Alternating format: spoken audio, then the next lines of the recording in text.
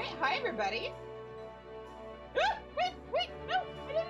No, look. Okay, there, fixed. Hello everybody, what's up?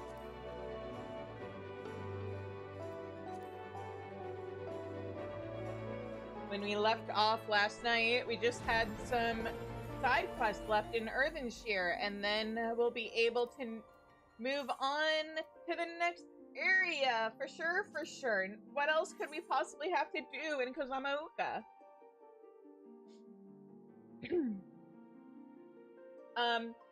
Tonight may or may not feature a reenactment of what I experienced when Dawntrail originally came out, when I got to this part of the game. Please look forward to it.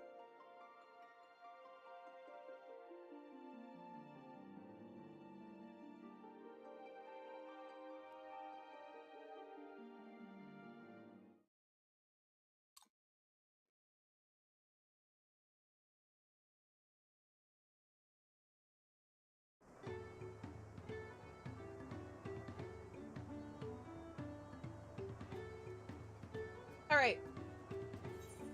So, side quest time. Also, apologies if you guys hear any crunching.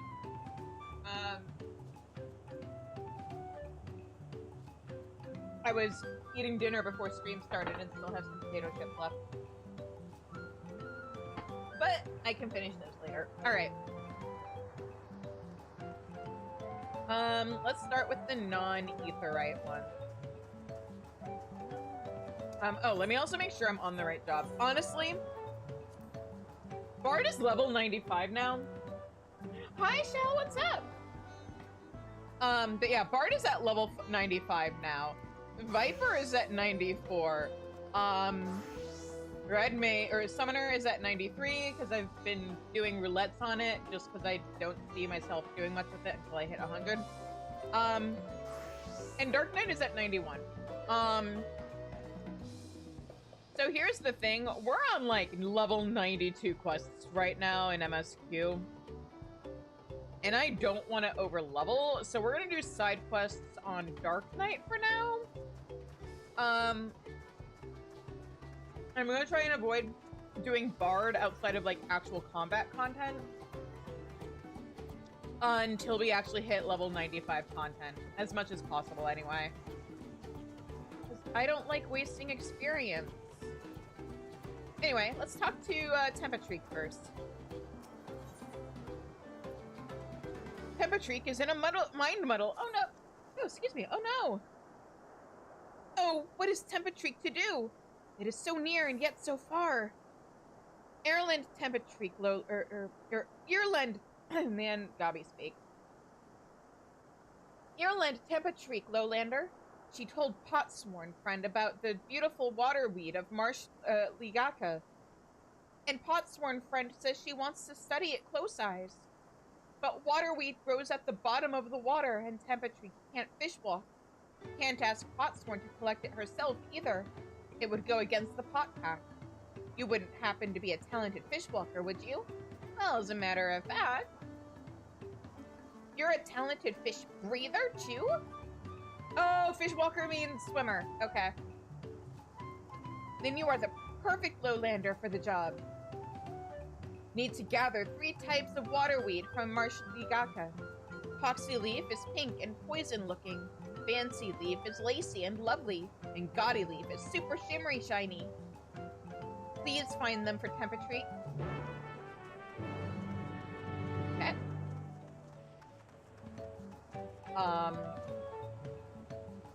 Oh, this quest must be behind? Aha. Stoistic requires the aid of a talented, deep what? Say, Lowlander, can you deep dunk? Can you fishwalk? Can you swim? Let Stoistic explain. Also, I've been trying to figure out, not that it necessarily completely matters, but at least with the goblins, you can tell whether or not they're male or female based off of their name. Because names that end with ox are female, and names that end with X are male. So therefore, for anybody who wasn't sure or didn't pay attention to any of the dialogue giving her pronouns, Greyflox of Greyflox Long Stop fame is a female. So I've been trying to figure out if there's a pattern to the names in terms of male and female with the moblins, and it's taken me playing through Dawntrail a second time to notice, oh, I think if their name ends with Q, they're female. If their names end with K, they're male. Let Stoic explain. She was out fishing with her friend when he dropped their only fish stick in the wet run. She came back to find another fish stick, but no fish stick can be found. You guys are out of fishing rods? There's only one thing for it. We need to find that fish stick that fell in the wet run. The problem is, no mobby likes deep dunking. Our safe suits are too heavy, and we can't take them off. It wouldn't be safe. I really hope someday we get to go someplace where it's safe for the goblins to take off. Goblins or moblins or whatever. Oblins. Where it's like safe for them to take off their suits and masks, and we can actually see what's under there. There's only one thing for it. Deep dunking, it wouldn't be safe. There we go. Will you help us find our missing fish stick?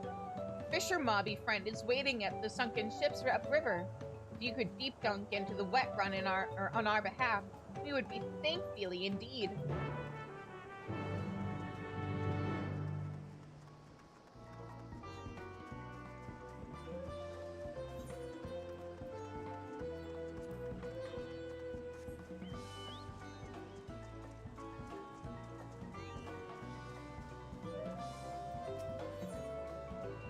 Dolreek seeks the services of a lowlander. Psst. You are a strange face to Earthenshire, are you not? Then Dolreek can ask task for you, one that she can only entrust with strange face. Follow the cliffs to the south, and you will reach the cracked cistern, a secret hidey hole for secret hidey crafters. Dolreek wants you to take crate to the goods keeper there. But be fleet-footed and shadow sneaky about it. If you do this for Dolreek, she will make it worth your while. Oh. Oh. Okay.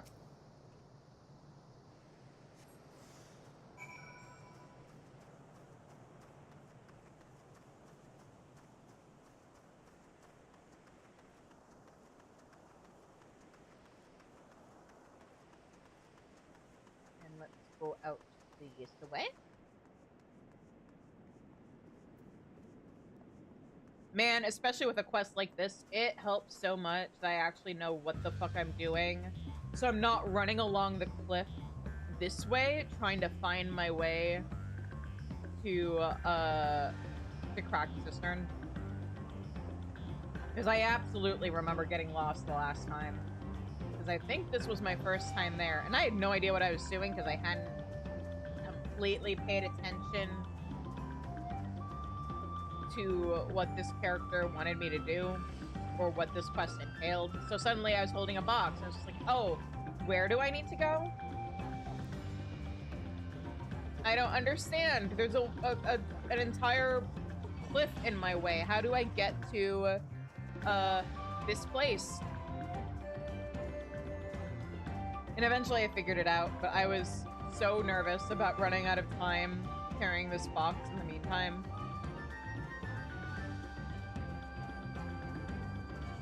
But part of the fun of when you get to a new expansion is the exploration. So, oh. See, and I still, even with me knowing where I'm going, in my attempt to take a shortcut, I still managed to fuck up.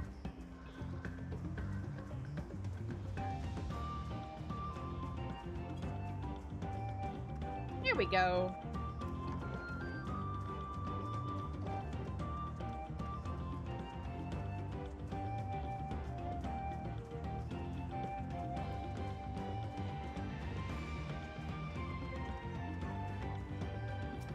Place this here. Talk to you.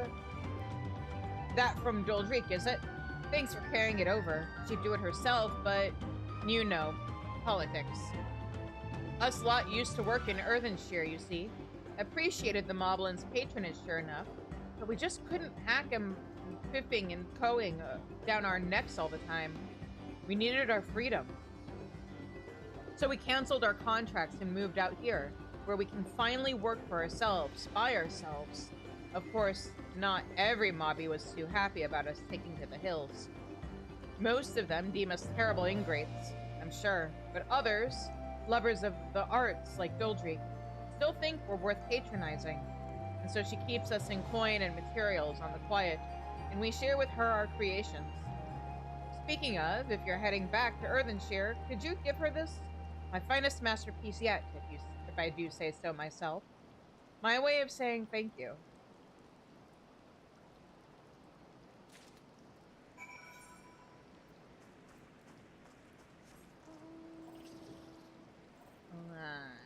You know what? I'll just return. It's fine. Because I'm gonna have to go all the way around, I think. Or, oh, either way, it's close. It's faster to go back to Earthenshire and then make my way over to where the other quests are. So, might as well turn this in the meantime.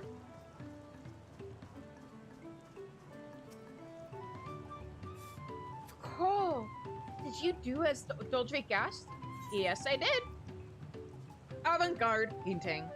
Bold strokes of color conjure the beauty of South Tyrol, or possibly ennui.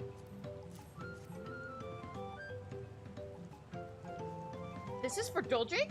Ah, such deftness of touch, such mingle melding of light and shade. Truly, cistern craft hands are correct in their thinky feels, that they can produce masterpieces without us. Still, it makes Doldreek damp eyes that they thought our help hands were naught but metal hands. We Moblins pride ourselves in providing the perfect craft place for the Potsworn. That we should fail to uphold our side of the pot pact is our ever shame. But Doldreek will not give up. She swore to support the finest artisans in Tyrol, and so she shall, even if it means begging the help or hand-help of every adventurer to pass through Earthenshire. And in the spirit of supporting work well done, allow Doldreek to offer you her own small reward for help-handing her. Aw, thank you. I wonder if that means... Well, at the very least, this is gonna be my headcanon now. That Estinian passed by here, and he also had to, like, do a bit of stuff carrying. Now, which one of these is gonna be the quest main? It's this one. So, I will save it for last. But what do you want? Vendavok is in a flighty fright. Uh-oh. Danger streets! Danger streets! Vendavok's Twinkle Crafter has gone missing.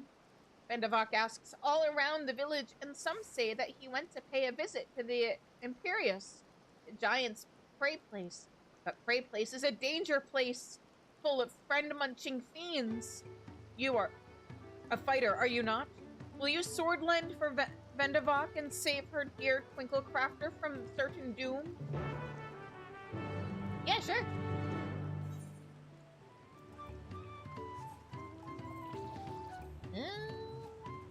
Alright, oh, this way then.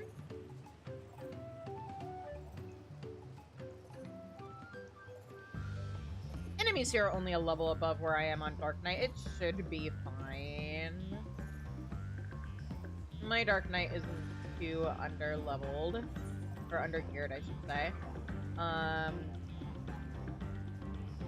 Oh, do I not even have to fight anything? You're looking for a Twinkle Crafter. That's me, most likely. I'm one of the Moblin's contracted artisans, specializing in jewelry making. Vendavok was concerned for my safety, you say? How kind of her to send me my own personal guard. I've ever been fascinated by the unique visual language of the Yokoi, you see. I often visit this place to bask in its grand, imposing glory. Yet I have never once taken a step beyond this point. The beasts that lurk within are far too dangerous to risk delving any further. But with you at my side, I can finally make a detailed study of the rest of the ruins. That's not why I was sent here. Such as what remains of them, of course. 500 years have come and gone since the giants returned to their ancestral lands, and they have not been kind to the creations they left behind. Yet some of the larger structures still remain. This impressive gate, for one. They say the Yokoi towered realms above even the tallest Jabral, but I wonder if their architecture might have played some part in exaggerating those details. Its sheer sense of scale serving to inflate the giant's own. But enough speculation. Let us press on. We have much to discover.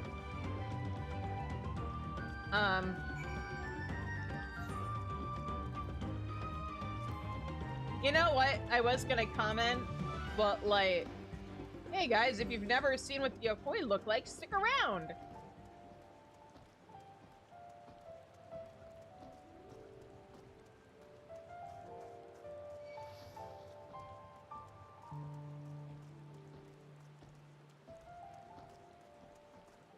Full disclosure, I don't think we're making it there tonight, but Sunday for sure. Pillars of stone overlooking the nave. Fascinating, isn't it? The simple combination of geometric shapes naturally draws one's eyes to the center, all the while maintaining a delicate balance. As the sun traversed the sky, so too with the shadows of the towers above paint the patterns on the ground below. And not just any patterns. Oh no. Calculations. Every stone cut and placed with mathematical precision, divining the movement of the stars and the changing of the seasons. Triumph of both form and function. True artistry. But wait, what's that over there by the cliff's edge? Quickly, with me. I'm surprised this quest doesn't have me fending off enemies that he is too oblivious to notice because he's too busy checking this place out.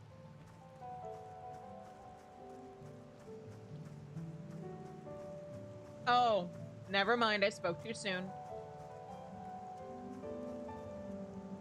Let me bring out River first, and I don't remember if these things are gonna give me experience, but just in case. This is all like a Realm Reborn level food anyway, so I'm just using it for experience. He used it up because I can.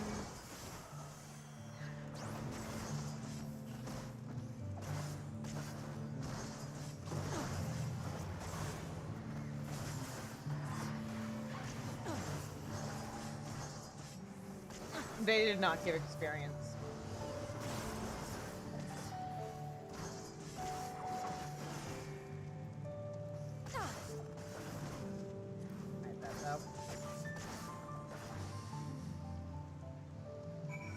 Alright. No more running off unsupervised for you. River, get out of the way.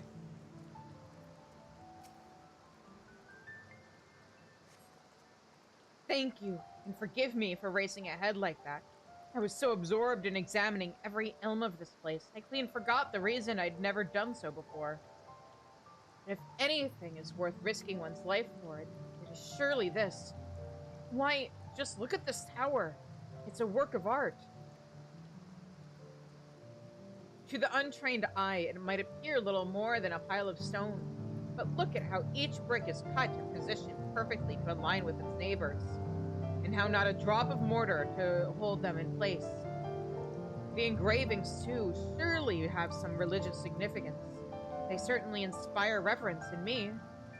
Yes, yes, inspiring reverence. That's the thing. Why else would the giants build their temple upon the cliff top, if not to make daily proof of their predominance over those who dwelled in the plains below, those who were beneath them in every way? One cannot help but admire them. That their creation should awe and exhilarate us even now, centuries since they've been gone. Thank you, my friend. My passion for jewelry craft had been cooling of late, but now I am positively burning with inspiration. If the Yokui's creations can echo through the ages, then so can mine, to Earthenshire and eternity.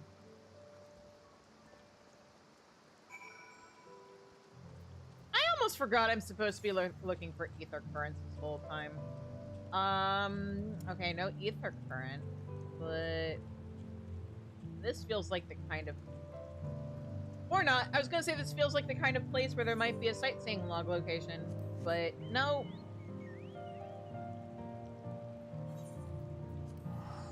I was wrong. Oh, but look at that view. That's so nice. Being able to see Okanu and everything else below.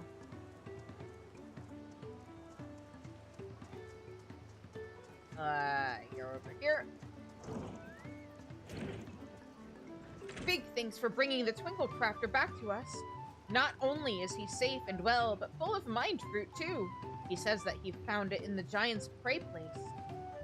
This need for mind fruit is common among the Potsworn. Some try to find it in history, some in nature, some even in firewater. It is our side of the pot pack to keep them well supplied with it, a duty that is a constant source of brain pain. But oh, the ideas they come up with when they have it. Such fresh thinking. Vendavok can't wait to see what our friendly Twinkle Crafter Wrangle crafts next.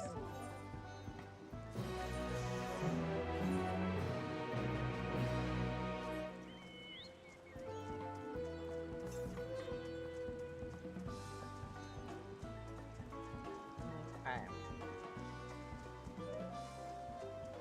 And now we head down this way.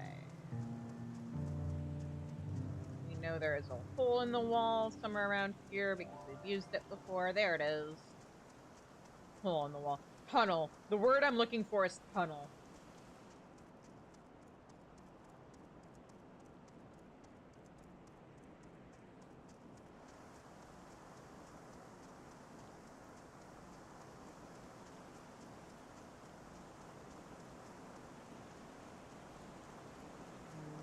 Hey there, little buddy.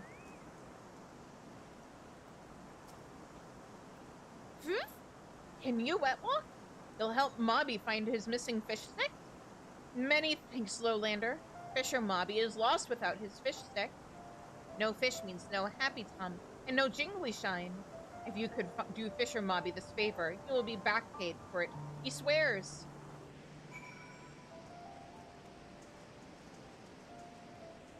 Okay.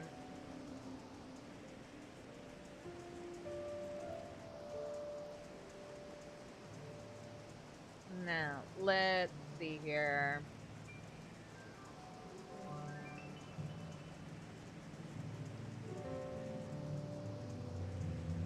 Aha!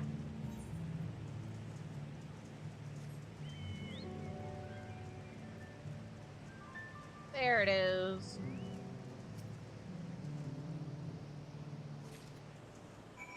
Let me make sure there isn't... Nope. Oh, kinda. I think it might still be a little far.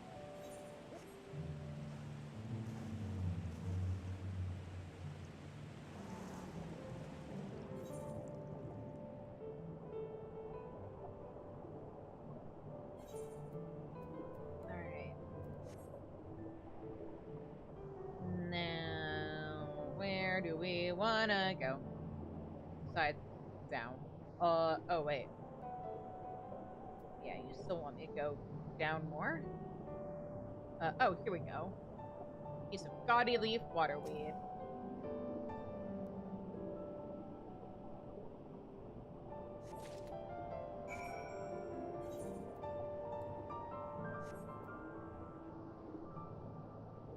Now we head over here.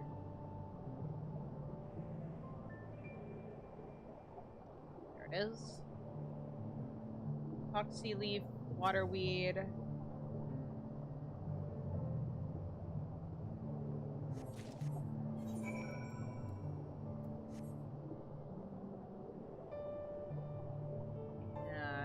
Last one is fancy leaf waterweed.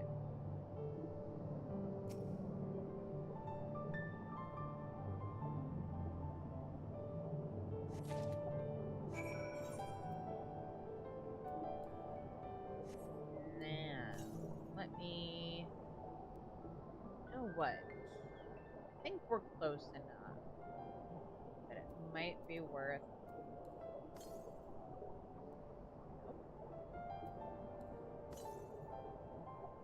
No? Oh, you know what? MSQ's kind of this weather. I mean, what?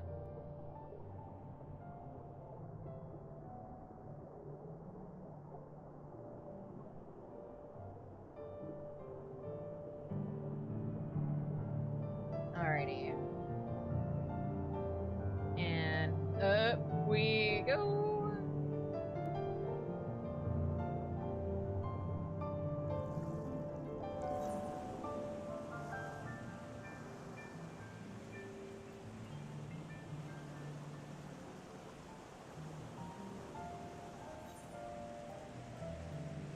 Back on our chocobo and pop the little fisher mobby.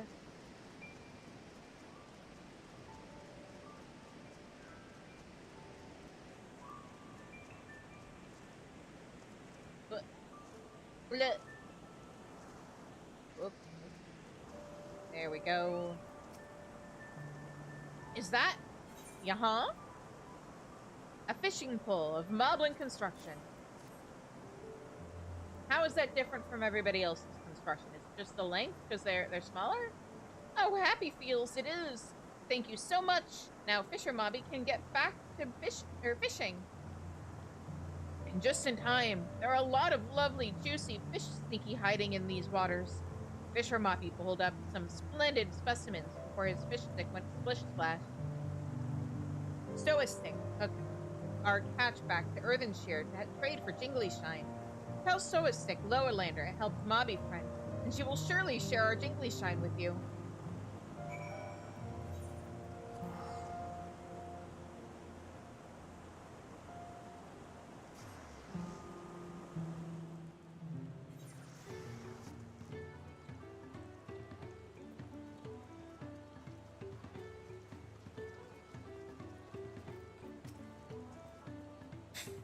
Oh, did you find the waterweed? I did. A cutting of peculiar pink plant that grows on the bed of the marsh Lagica. Fancy leaf waterweed. A cutting of a graceful green fern that grows on the bed of marsh Lagica. And gaudy leaf waterweed. A cutting of an iridescent indigo herb that grows on the bed of marsh Lagica. Wonder deeds! They're even more beautiful up close than they are in the water. Tempetreek will show them to her potsworn friend right away. They're sure to give her plenty of mind fruit. She is an expert at reproducing nature, not only in pretty looks, but in funny traits too. This waterweed has a very special funny trait. It changes color depending on the warmth of the water in which it grows, its exposure to light, or even over the long years. If she can craft dangle jewels that do the same, they will surely sell for a potload of Jingly Shine.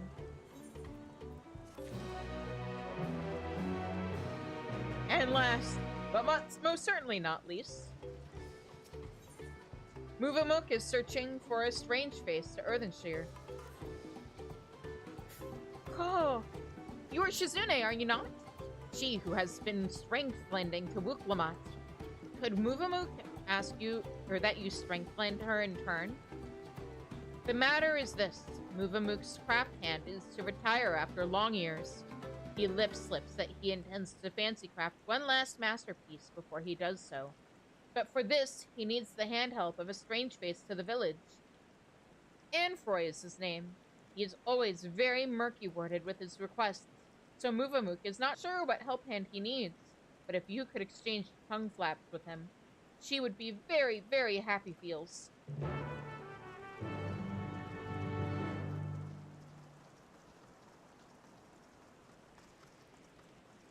Oh, right, there's another side quest I needed to turn in. One moment. There you are. You found the fish stick? Ah, Stoistick can't thank you enough. Moblins like us tend to stay away from the water. The thought of deep dunking is scary at the best of times, but deep dunking around those wrecks, the shoals of no return we call it, is especially knock-knees. It's full of spiky stones and boat bits. Many are the adventurers who hear whisper words of the city of gold and sail upriver in search of it. No mobby knows where the adventurers go. Into the river, perhaps, or the bellies of beasts. But their boats all end up in the same place, smashed on the spiky stones. But that is why the Shoals of No Return are such a splendid fish spot. All the broken boat bits not only slow down the river run, but provide a lot of hidey holes for the fish to hide in. It just goes to show, every gloomy cloud has a glimmer lining.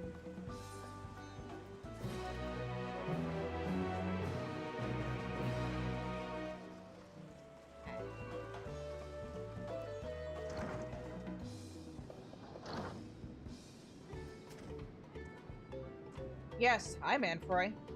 Do I know... Wait, aren't you the friend of the Third Promise? The adventurer from across the salt who was asking about the pot packs? Yeah, that'd be me. Ah, I see. Movamook sent you. I only said I needed the help of a stranger to Earthenshire. Trust her to pick an honest-to-goodness hero. The task I have for you is but a trifling one, but it's very near and dear to my heart. I want you to find out all you can about Movamook. There's nothing untoward about it, I assure you. I'm interested in what she's interested in. Her hobbies, her likes and dislikes, what she holds dear, and so on forth. But for certain reasons that I'll share with you later, she can't know this. We've been working together for decades. But now, as my pot pact is about to end, I find that I know next to nothing about her. But perhaps others who work closely with the Moblins might. Alright. That's right, I forgot this quest is super cute.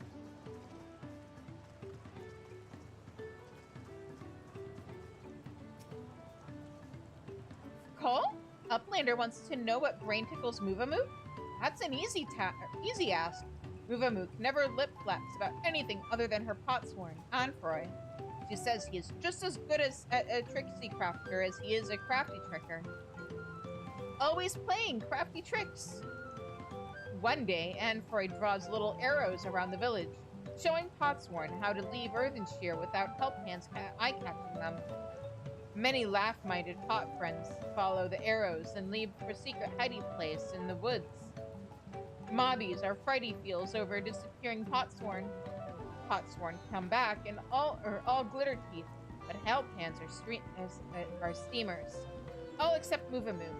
She goes around the village, saying guilt words to every mobbia for Anfroy's sneaky trick. Deep heart, though, it is clear that she is nothing but happy feels to have him back.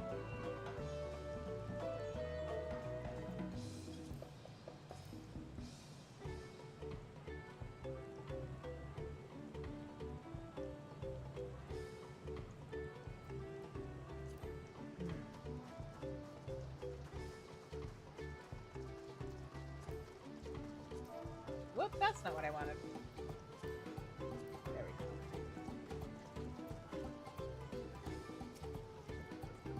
What does Movamook value most? Her potsworn, of course. Any mobby who says otherwise is a fib speaker. She keeps the treasure he gave her heartside at all times, or so she once let lip slip to Tarnatic. He hasn't a flimsy thought what this treasure might be, but whatever it is, it's sure proof that the friend bond between them.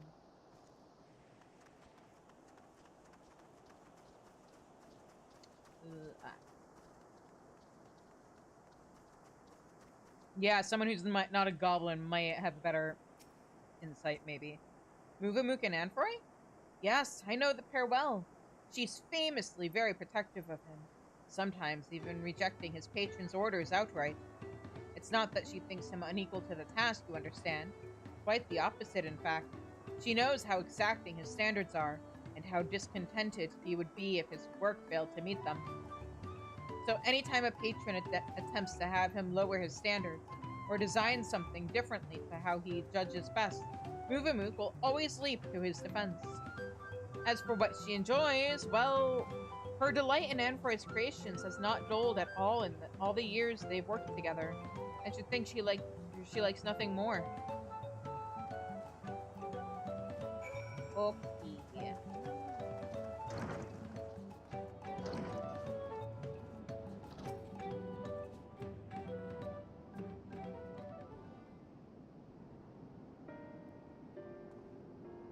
Ah, you're back.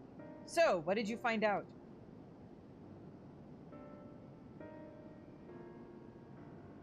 She seems to really value you and your crafting. Ha! She really thinks that much of me? They say that Moblin help hands love nothing more than helping their charges, and it seems it's true, though it wouldn't hurt for her to show it a little more often. But that's not the only thing you learn, and I thank you for it. You've given me exactly what I need. So I suppose it's about time I told you what I need it for. The truth is... Yeah?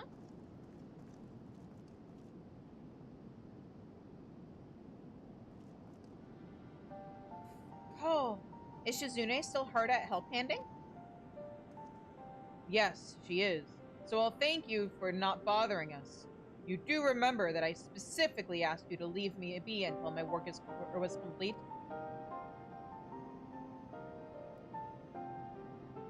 Always such angry words. Muvamu means no bother. Just needs to do daily mob duty, sharpening tools until they sparkle shine. And I'm telling you that I don't need you to. Not now, anyway. I'm almost retired. All my commissions are already dealt with. Until the end day of the pot pack, Muvamook will uphold her pack part. It is her duty as help hand.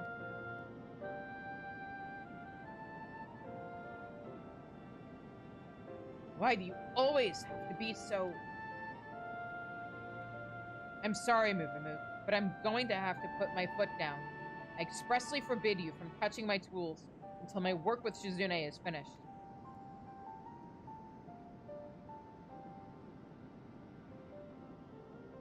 Then Muvamook will do as Anfrey asks, though it makes her shamefaced. She will hand turn to other duties. If Anfrey needs her, he has only to hand her hail call.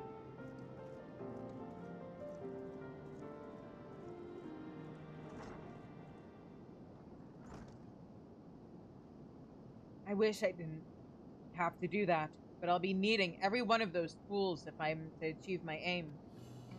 That aim being to make a farewell present for Muvamook.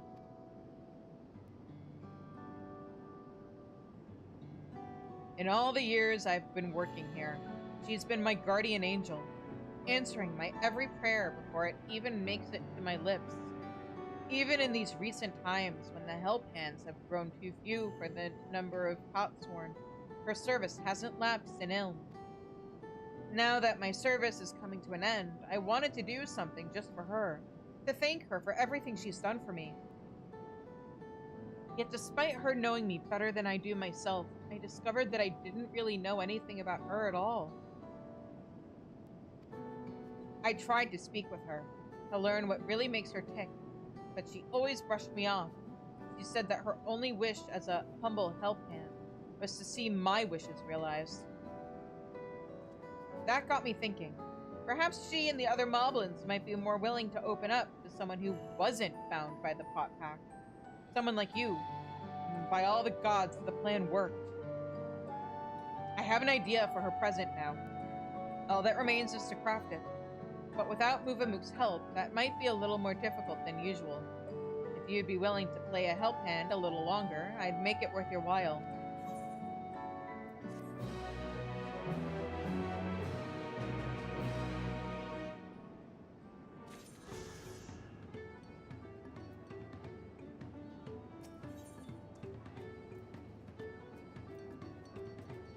Anfrey is eager to learn more about Muvamook's secret treasure. So, regarding ideas for my present for Muvamook, the particular item of information that caught my ear was that nugget of Tarnatix. You said that she treasures the treasure that I once gave her, right? And she would surely love something similar. Alas, I can't remember ever actually having given her a gift. As such, it must have been very early in my career. Could you speak with Tarnatix again? I know he said he had no idea what this treasure was, but any little details he might have gleaned, its size or its shape. Excuse me. The occasion I gave it to her might just be enough to jog my memory.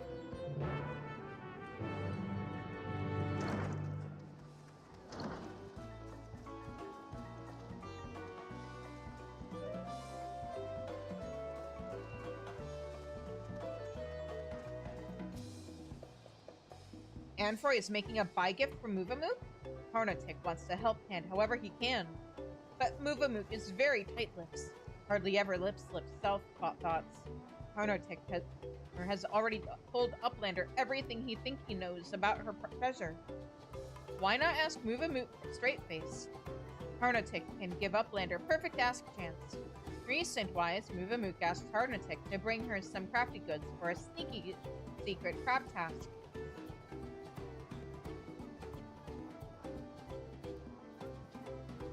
He managed to obtain the toolbox she ordered, but the second craft good eluded him. Tarnatic is shamefaced for his failure. He wants to make for hope smashing, so he sends a strong-arm adventurer who can succeed where he failed. Go, go! Take the toolbox to Muvamook and tell her Tarnatic sends you to help Hand. Or to hand help with the craft task.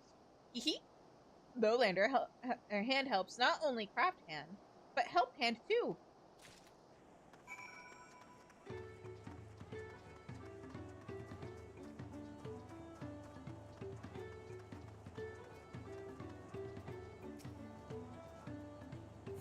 Oh, has Shizune finished help-handing Anfroy? Not quite. A set of crafting tools ordered by Muvamook for some secretive purpose. Let's just say I'm multitasking.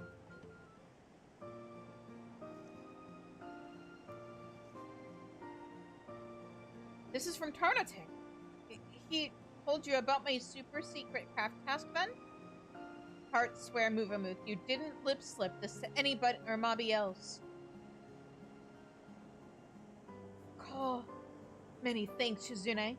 If it will not be hinder medley to your help tasks for Anfroy, I would be happy feels to accept your help.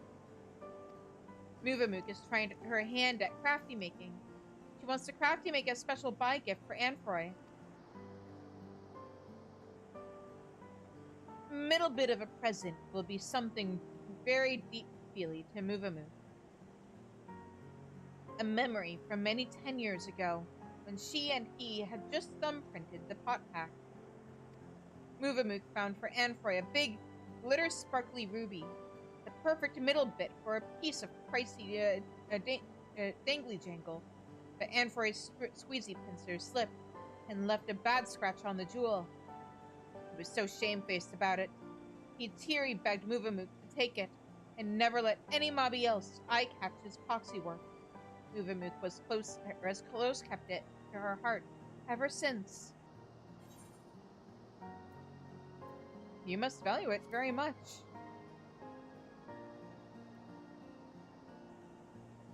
Did Tarnatic tell you about this too? My most high-valued treasure? Yes, yes, it is the ruby. It is a symbol of our pot pack, of our journey together. And as that journey comes to a long stop, it will make for a perfect buy gift.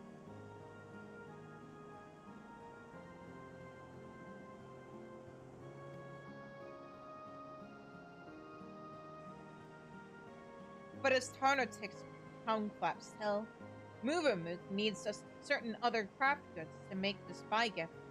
She would be a heart thanky for Shizune's help, so long as she is sure to hush keep it from Anfroy.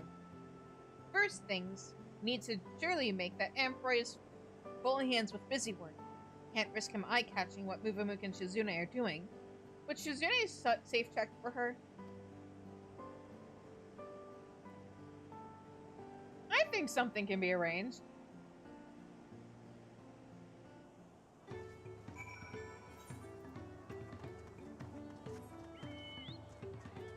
Let me just make sure that Anfroy is good and distracted.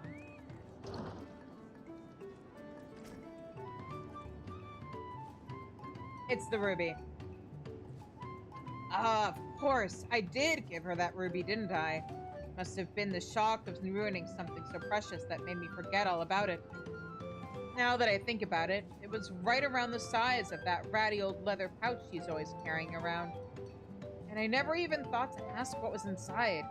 She must think me the most incurious lout in all Tyrol.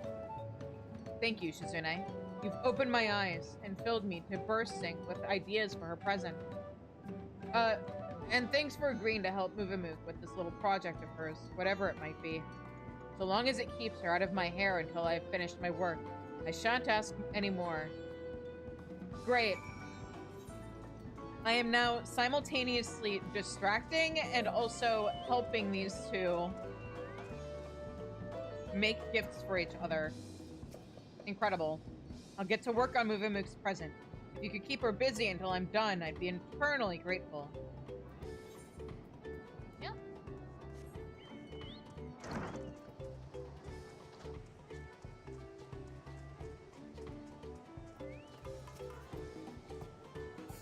Oh.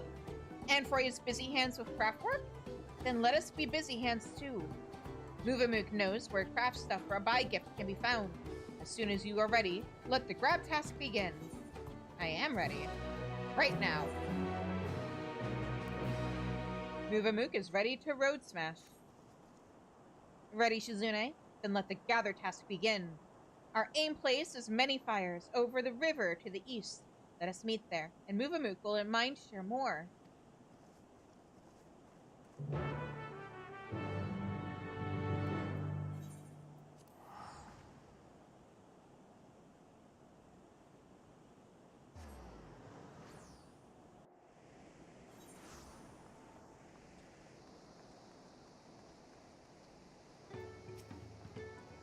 Hail, Shizune! Let us be fast acting. The craft stuff Mook asked Tarnatic to collect was steel strong hind string. Mook ordered it specialized from stuff sender in Tuliolol. Little Luck stuff sender's wheelie wagon was upheld by the storm. Only way to get hide string now is to make it mobby self. But for that, Mook will need good hide. Big Luck, the Tegu that live to the southeast of here, have very good hide indeed. Could Shizune help hand Mook by out-seeking one and skin stripping it? I can do my best.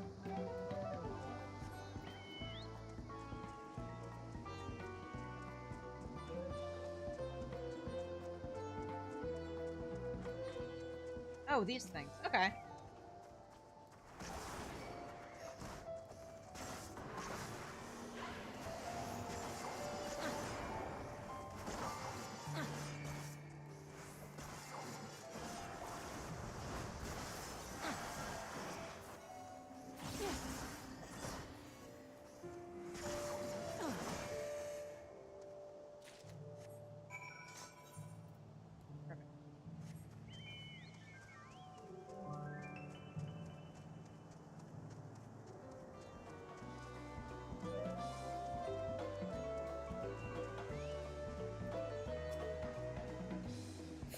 Oh, did Shizune slay the Tegu?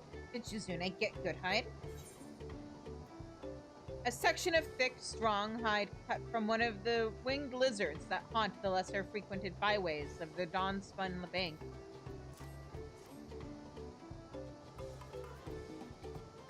Oh yes, this is good hide. Very good hide. Even Mook can make good hide string from this. Mook is not a master maker like Anfroy, but she has some small crafty skill herself. She will pour her airy self into it to show her thank you feels for all his years of crafty making. It is very rare for craft hands to end their hot packs due to long years, you know. Every year we bid bywords to a few craft hands, those who want a scene change, or who no longer need mobby help, or who suffer from home sadness. Not Anfroy, though. He withstuck us to the end, hardly ever lip-slipping a moan word. It has been Mook's long honor to be his help hand. But enough soppy talk. Let us backwalk to Earthenshire and see this bygrift crafted before Anfroy mind catches where he's gone.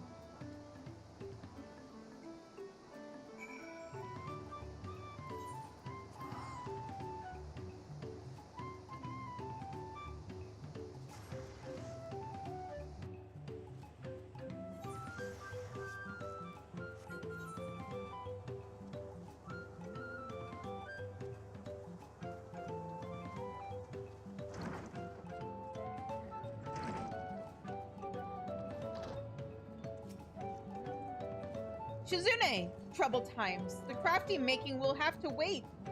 Anfroy is nowhere to be eye-catched. He's vanished from the village. What-oh? Mook fears for the safety of her missing potsworn. In past times, Anfroy only ever sneaky skipped when he was heavy burdened with crafty work and needed a snooze rest. Why would he sneaky skip now?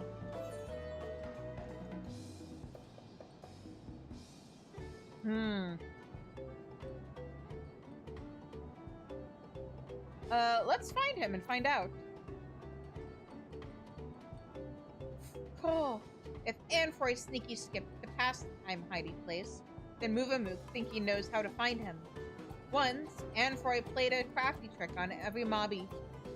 He carved little arrows around Earthenshire that showed the potsworn how to sneaky slip away to his secret hiding place without help hands eye-catching them. If Anfroy has sneaky slipped to that same hiding place, you must or just have to eye-catch the arrows. Please, Shizune, search for tiny size arrows and around Earthenshire and find Anfroy.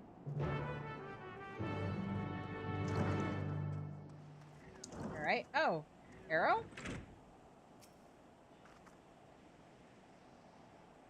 I was hoping that it would actually be, like, visible. The base of the wall bears the stains of age, but none are in the shape of an arrow. Oh.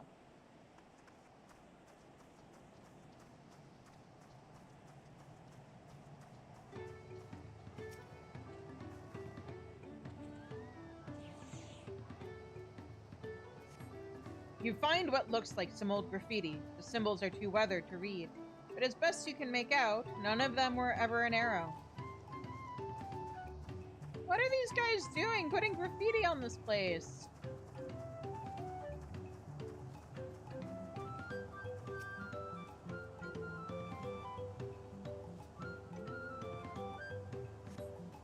You strain your eyes at a scratch on the wall and discover that it is in fact 3 scratches clustered in a small yet distinct arrow shape.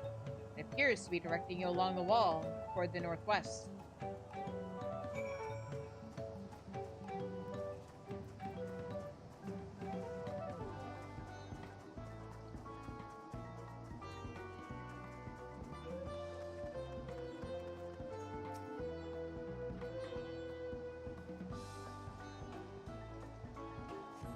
You find some old graffiti that reads, Mook's a loser. Perhaps it was written by Anfroy in his younger years? Damn!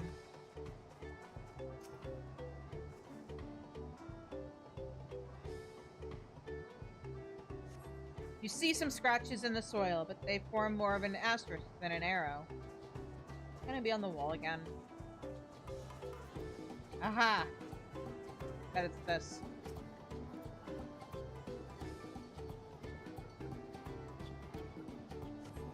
You find an arrow pointing out of the village toward the west. This must be the direction in which Anfroy left Earthenshire.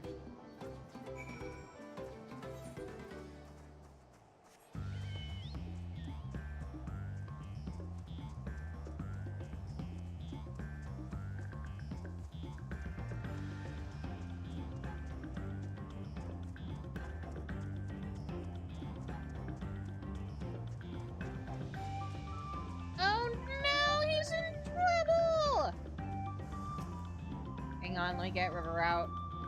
He abandoned me.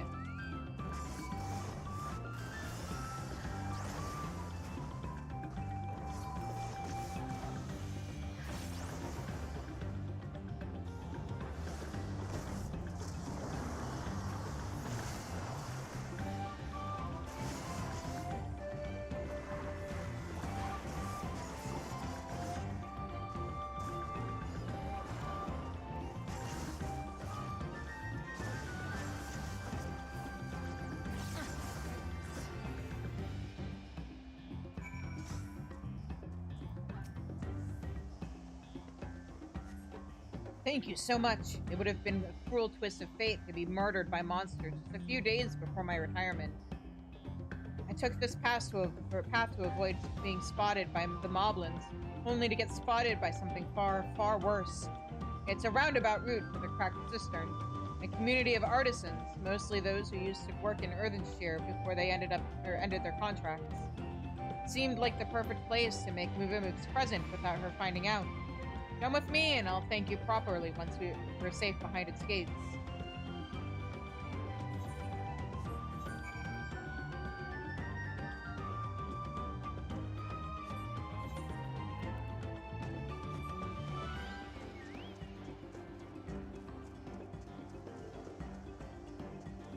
I see.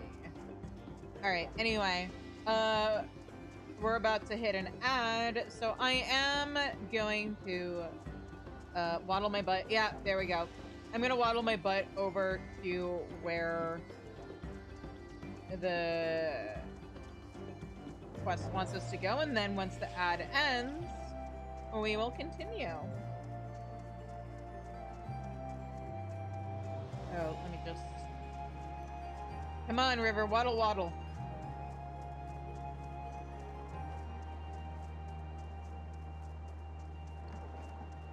Alright. And now... I will be right back.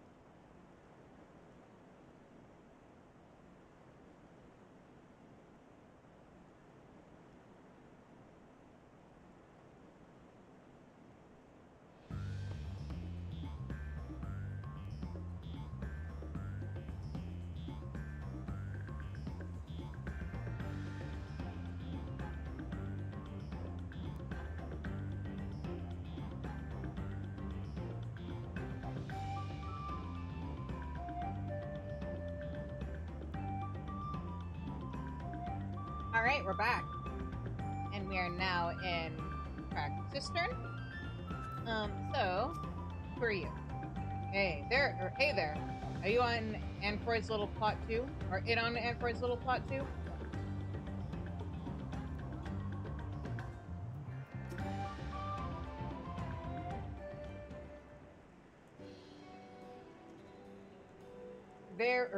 Here we are, safe and sound. Thanks to you. Before we start work, let me introduce you to a good friend of mine. Kazune, meet Rostand, the finest artisan in all Tyrol. Don't listen to a word he says. If I ever had any real talent, it withered long ago. That's the reason you find me here rather than Earthenshire. Crafting's best left to the true masters of the art, I say. That's why I'm letting Anfroy use my workshop to make his gift from Uvamu. I don't know if it's a good idea anymore, though. I was hoping she'd never find out that I left the village, but now that she has, she's going to be furious. Muvamuk's done so much for me over the years, but all I've ever given her is headaches. Will this gift be enough to make up for all of that? You'll find out when you give it to her.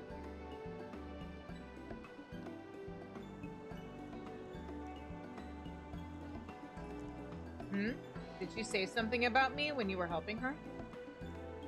Well, even if she is angry with me, it wouldn't be the first time. All our years working together, that's been our way. She nags me, I fob her off with my work.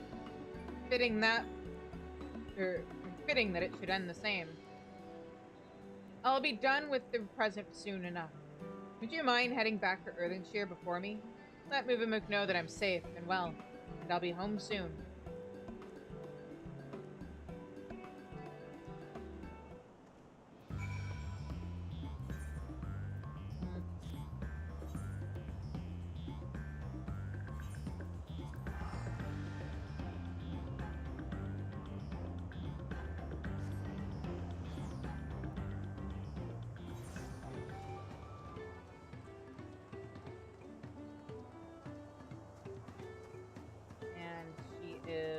Where is she? Oh, is she still inside the workshop?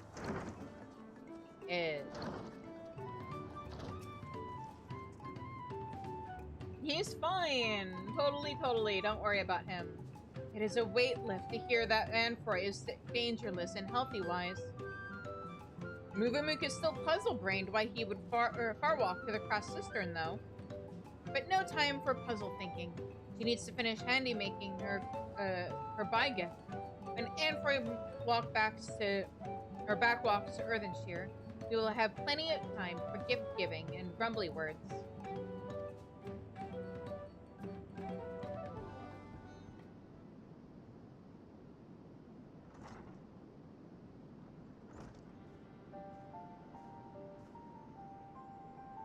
How many times must we trade lip-flaps on this, Anfroy? You must not leave the pot wall alone. Wild place is danger place. I know, and I'm sorry. I can see that I've made you angry, but this will be the last time. So can we keep the lecture short? Uh-oh. Plenty well. Just fact share me. Why did you sneaky walk away to the Cracked Cistern? Go on.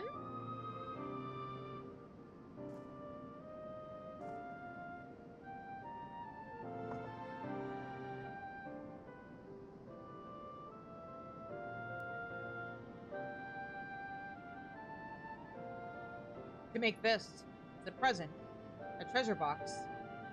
I heard you took a liking to that ruby I once gave you. Didn't seem right to keep something you supposedly treasure so much in a tatty old pouch, so...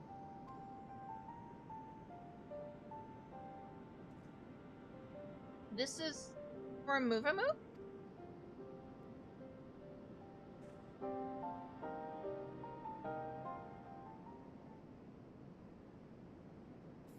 Cool. Anfroy hides his deep feels with grumbly words. So Muvamuk will repay with grumbly words too.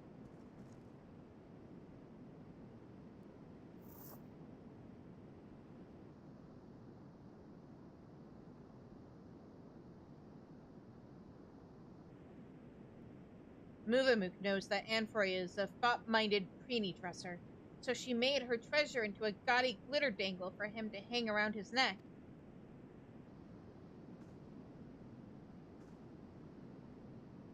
You made your treasure into a necklace?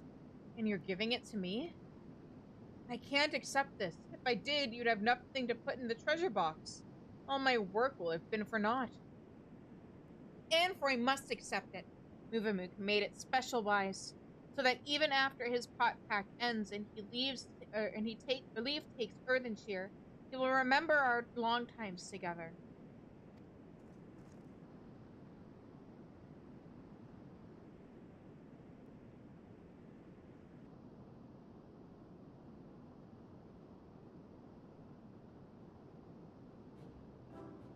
This is all your fault, you know.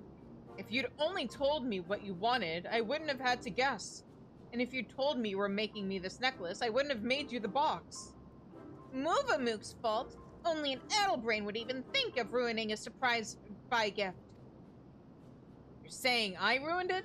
If you ask me, we both ruined it, bickering like this until the very end. For both of us irredeemable addlebrains.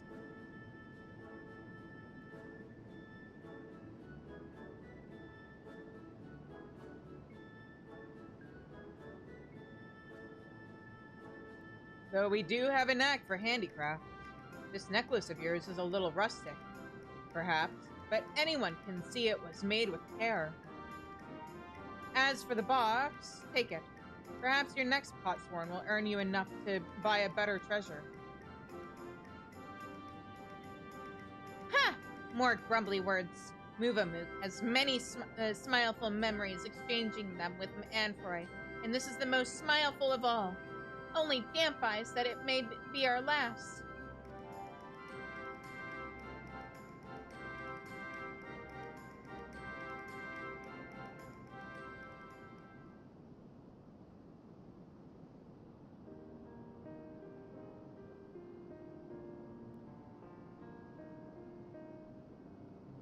Apologies for making you witness that sorry spectacle. Thank you, Shizune, for helping with Muvamuk's gift. And with mine, too, apparently. It wasn't quite the perfect farewell scene I had in mind, but it was perfect for us. Our pot pack is at an end, and so we must go strange ways. Anfroy to a new life, Muvamuk to a new craft hand. But so long as we help hands fast keep the trust and the respect we hold for our potsworn in our hearts, and hand pass those same friendly feels to the next generation, the pot pack shall live on.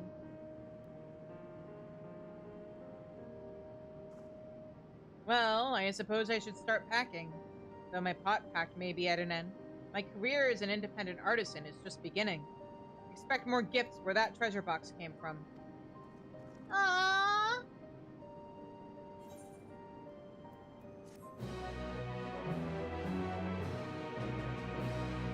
So really, he gave her a box, and now she can store any trinkets he makes and sends to her as gifts in the box as her new treasures. Now, where to spend my hard-won freedom?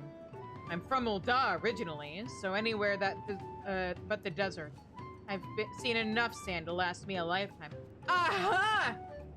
This entire time, I've been sitting here being like, Anfroy, huh? That sounds Alamegan. Turns out I'm right. Interesting. Muvamuk is ready to move on. I didn't want to assume the dark skin was an Alamegan thing. I was like, huh. How interesting that the locals of Tyrol have similar skin tone to the Alamegans and like people from Tyrol. Because he was from, he's probably, if not straight up Alamegan, then of Alamegan descent. Muvamuk is ready to move on. Is she though? Muvamuk and Anfroy's pot pact is at an end. Now she must hand help others. Sad feels. Her next craft hand has not been decided yet, so she must hand help in other ways. First-wise, by caretaking Astask. Muvamuk received a send word from many fires that there is an Astasker there who wishes to task of us. A Friday hand of the Landsguard by name of Nahanshi. Oh, I know him. Hmm? Is he a friendly face of yours, Shizune? Then you must come with Muvamu to exchange greedy words. Yeah, sure, I'll go say hello. Are you just saying the same thing now? Yep.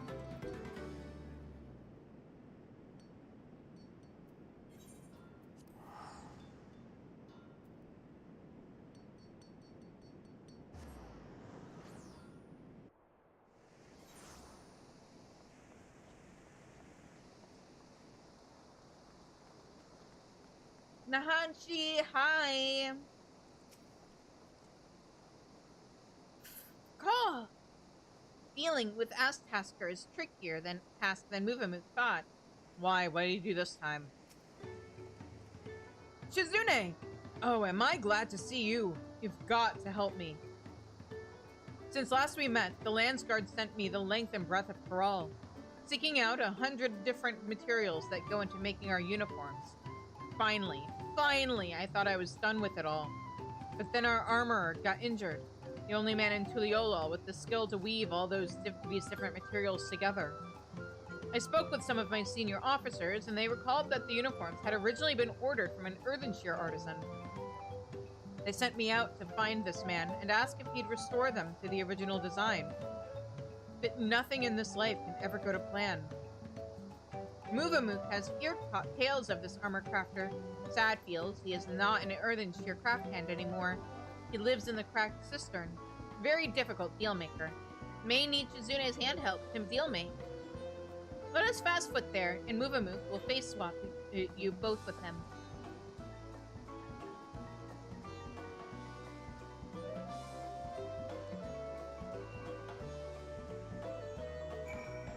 Face-swap? Is that the mobby speak way of saying introduce?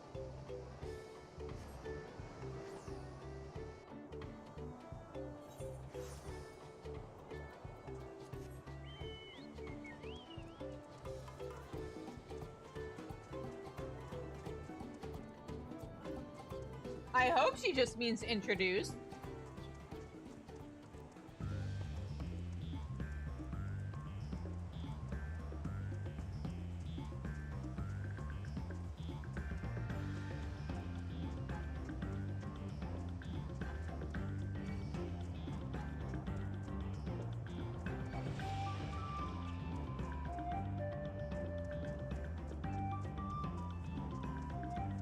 Heh, it's funny. So, as I understand it, the original word, or like, we get the name tomato from its original name model, or its name from like wherever it's locally from in South America. Because fun fact, tomatoes are from South America, as I understand it, or one of the Americas.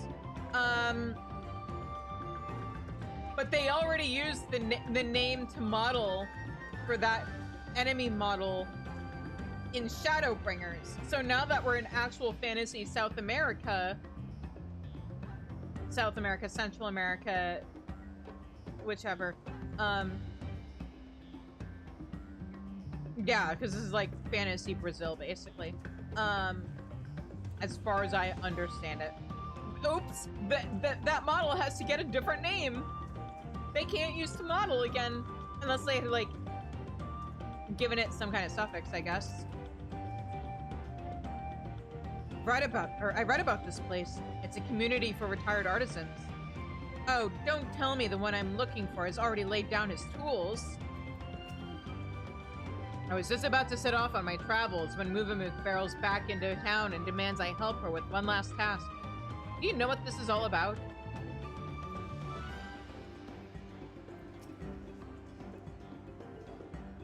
Anfroy tells Muvamook that the craft hand who think he built the Landsguard's uniforms is a man named Rostand. Oh, him!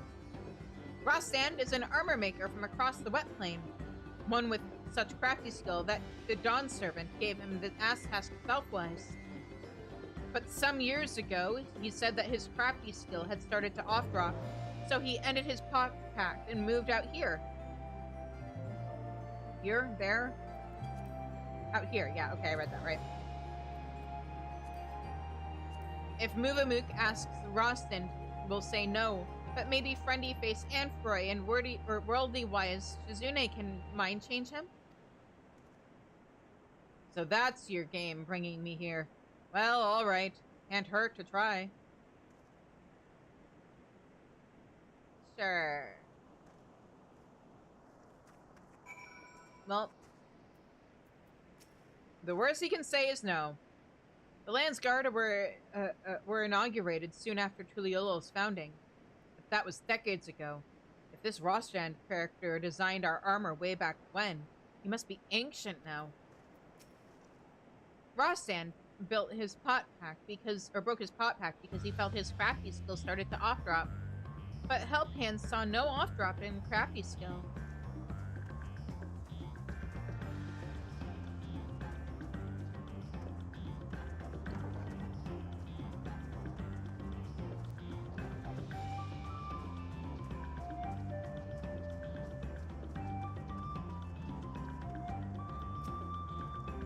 You remember Rostan. I borrowed his workshop to make Muvamuk's farewell present. Anfroy told me what you're after.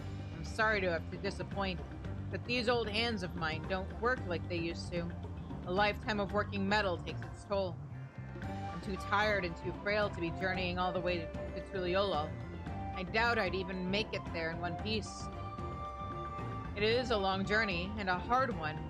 We could ask the Landsguard to haul all the materials here instead, but that wouldn't make it any easier for them. They'd have to organize boats and punities and porters. It would likely take more than a single trip. Any ideas how we could ease the burden on both sides? Some way we could meet in the middle?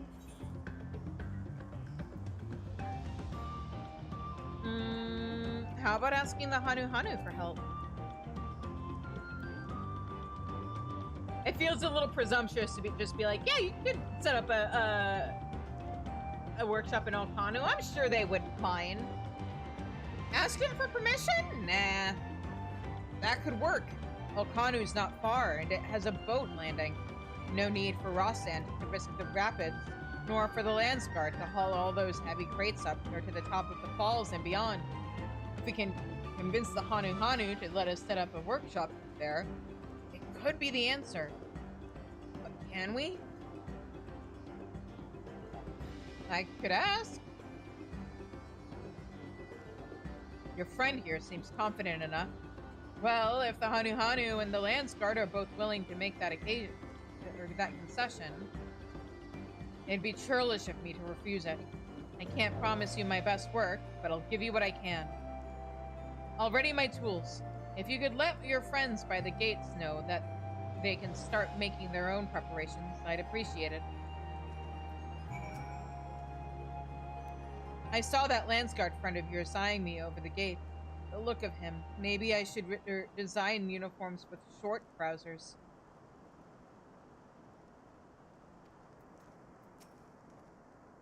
If Rostrand's in, then so am I. I think he'd appreciate having a friendly face around.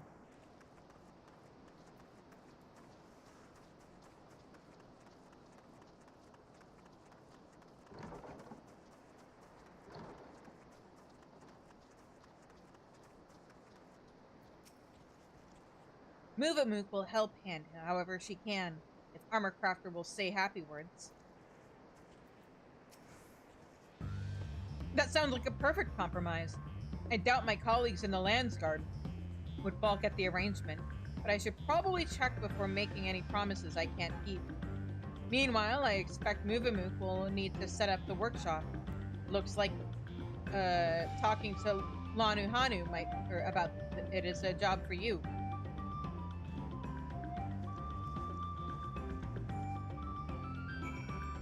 Alright, let's go talk to Lanu Hanu. Once again, the worst they can say is no.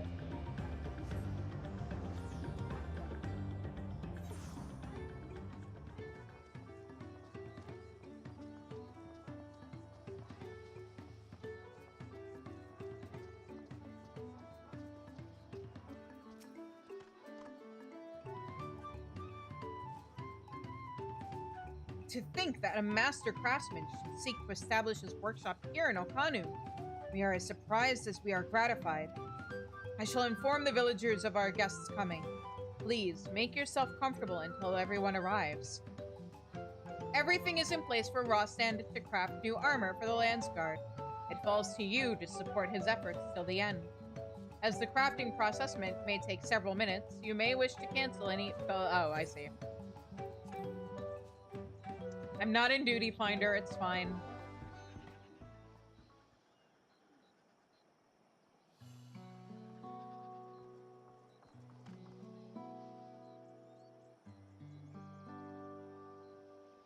Well, it looks like we're all here.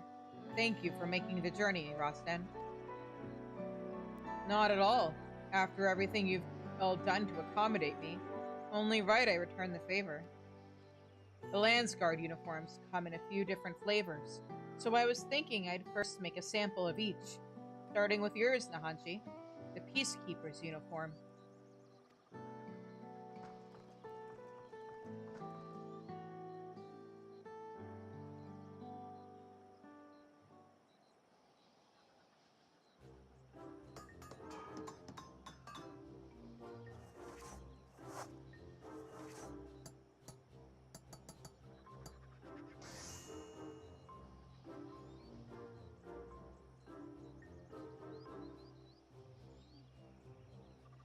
And he says his crafting ability has slipped. It's close to what I remember designing back in the day. But is it really the same? What do you think?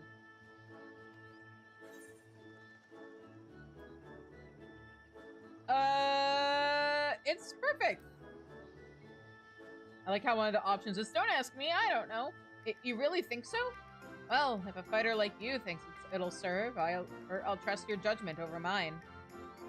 A suit of armor can be pretty as a picture, but so long as it doesn't protect its wearer's life, it's little more than a painted funeral shroud. I remember Galul Jaja went at my samples, hammer and kongs, with spell and sword, to see how the mannequin survived. I could do that for you. The first few models, all he left was ash. It hurt my heart to see my creations so thoroughly laid to waste, but I soon learned. Anyway, on to the next pattern.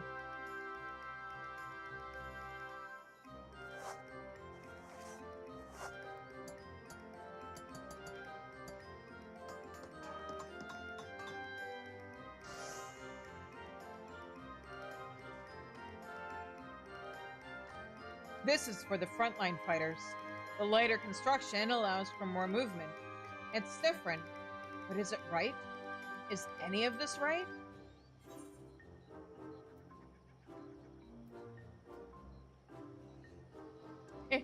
The second one is funny because this stuff eventually became tome gear. It wasn't right off the bat, but this is the Katsali gear, so I think it was... Oh yeah, it would have to have been like the first Capcom gear when they finally released that and Savage and stuff, and like the raids and whatnot. I don't know about you, but I can see myself fighting in it. It warms my heart to hear you say it. You're right. Each uniform embodies a different aspect of Kishaihi, so it's natural each should present a different face. Kishaihi isn't represented in one uniform alone, nor even in them all combined. Only a fool would think he could capture every aspect of the divine. The best you can hope for is to find a way to imitate it through trial and error. And thanks to your support, I'm starting to feel as if I've done just that.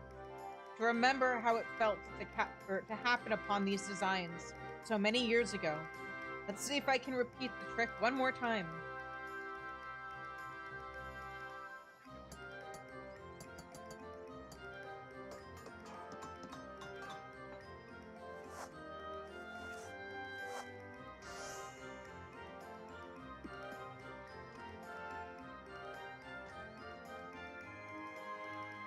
And that's the last of the lot.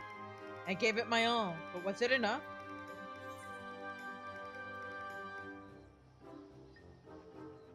I think the Landsguard will need more than one set of each.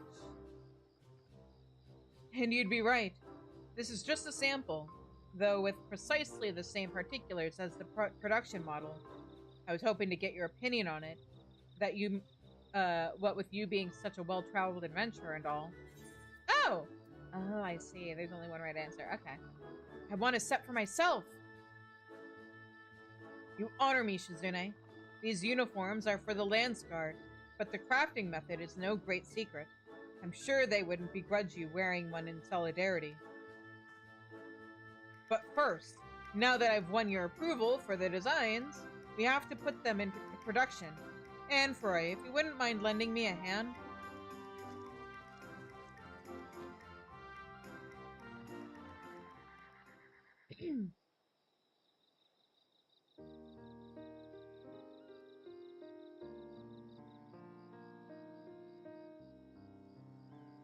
The last shipment's on its way downriver to Tuliolo.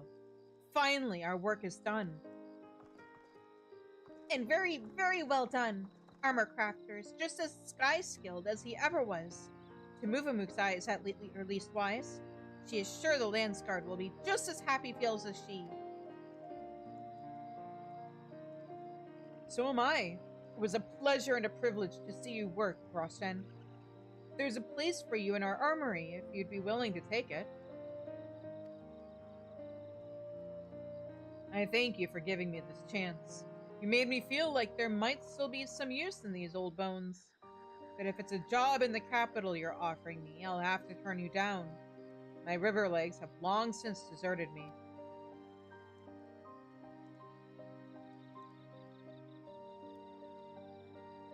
Isn't this place like walking distance from Tuliolo or something? Why not simply continue this arrangement?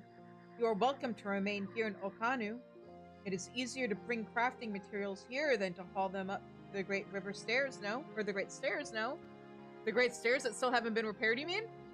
Or perhaps Okbeki might be a more desirable location for a workshop. There, you would be among your own kind, not surrounded by Hanu and our unfamiliar ways. Whatever you wish, we shall see it granted. I'd take him up on that offer if I were you, Rostan. You never did lose your eye for your arm, or your arm, only your confidence in them. It's time to start taking on commissions again, even if you do have to travel a few malms downriver to do it. Muvamuk is same-minded. If Rostan needs any crafty goods, whether upfalls or downfalls, he need only ask the help hands.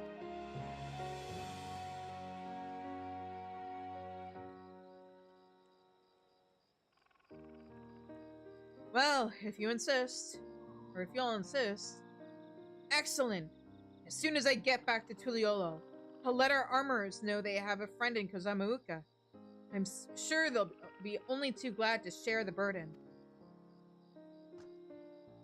As shall we, This shall mark the beginning of a new era of cooperation between Moblin and Hanu. Muvamuk for future gazes too. Many thanks to Rostan for bringing us all together.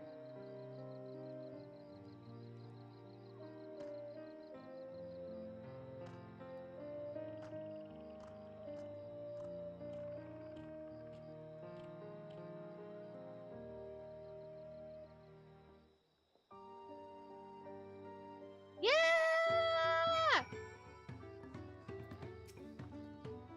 Earthenshire and the cracked cistern were far parted for long times. Now, thanks to Rostan, craft hands and help hands shall handhold not only across a gloss-fired bank, but across all Kozamauka. Thank you for convincing me to open my toolbox again. It was exactly what I needed. Now, what I need most is a good night's sleep. Don't we all? I was so busy helping Rostan with the uniforms, I didn't take the time to get a good look at this place until now. Isn't the architecture fascinating? I think I'll stick to touring Tyrol for the time being. I have a lot to learn here. But as I wander through or high and low, I'll be sure to come back and call on these two every once so often. Can't wait to see the masterpieces Rostan crafts next. nor how this new friendship between the Moblins and the Hanu develops. Speaking of Moblins, I should be heading back to Earthenshire to finish packing my things for the road. Thank you for everything, Shizune. I pray that our paths cross again someday. That'd be neat. Our paths won't cross, but it'd be neat if they did. Okay. I will take that music. Thank you very much. Okay, and now we can continue with MSQ. Time to move on to the next zone. And I guess we'll do MSQ on Summoner. It's my lowest level job that can actually do this quest. And everybody's on the same, or using the same glamour. So unless I need to do combat, it won't matter. The stories describe a place of boundless happiness, but are also rife with dire warnings of seekers who did not return. What are we to make of this? These tales raise many questions. Let us hope the giants have answers. The head of reason in Redorok's story sounds so different from the head of resolve. They share the same body, yet their personalities are wholly distinct. I mean, we've kind of seen it with Bakuljaja and Bakuljaja. Or I guess Bakulja and Ja. It unsettles me that Zeralja is even a claimant in the first place. Surely his father cannot condone his violent ambitions. Alright. Right. We should go and see the giants next. Agreed. Golden mysteries notwithstanding, their village is featured prominently in the saga, and is not to be ignored. The Urkopacha Highlands should be easy enough to reach from here. If we leave Earthenshire from the west, there's a road which leads up into the mountains. Let's find that first.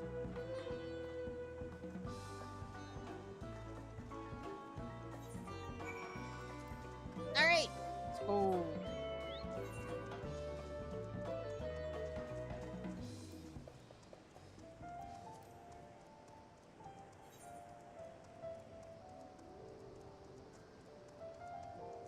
But, that's weird. We're leaving the zone, but we haven't unlocked flight yet.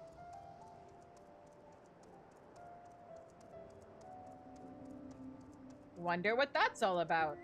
I guess we'll be coming back here later? We're to meet with the Yokui at last. This road will take us through the mountains to the Urkopacha Highlands. An exhausting route, perhaps, but a straightforward one. One day, we're sailing up rivers, and the next, we're hiking up mountains.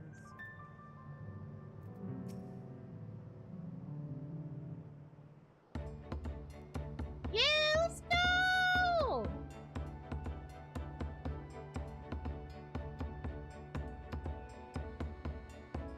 Looks like the trail is going to be steep from here on in. I hope everyone is ready for some climbing. Third promise. I'm glad I caught you. Redorok asked me to bring you back to the village. She says there's something she forgot to give you. Huh? Something other than the keystone? Yes, an item of great importance. So I was told. It shouldn't take long if you would please follow me.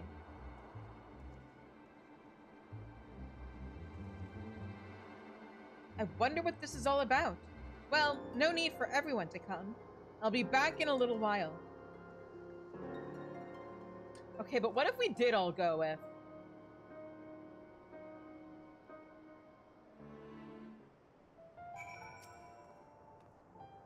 He had rather interesting hair for a Hyur. Or should I say a Konawata.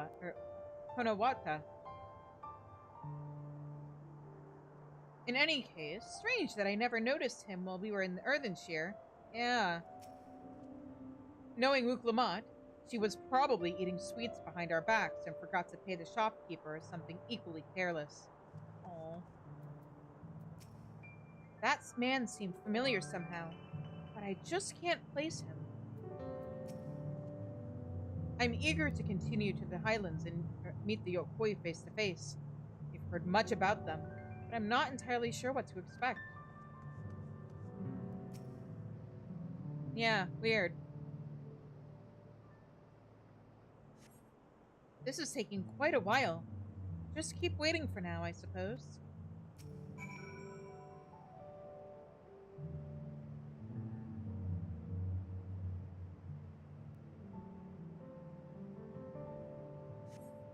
Perhaps there were complications? Well, let us wait a little longer.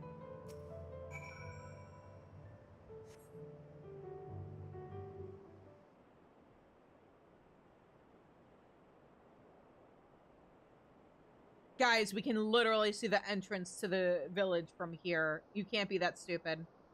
This is getting a little ridiculous. Did she get lost on the way back to find us? But how? There's only one road. I wouldn't underestimate Uklamat's sense of direction, or a lack thereof, something that we have not seen her have a problem with so far. Fortunately, she has a link pearl. Let's see what's keeping her, shall we?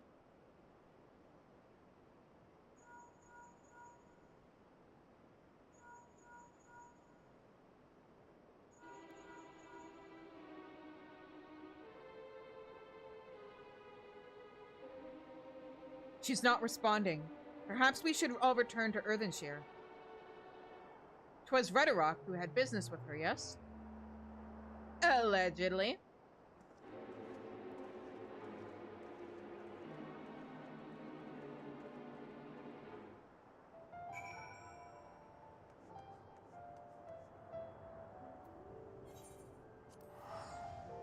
I can see the place from here. I'll just get on my chocobo. It's fine.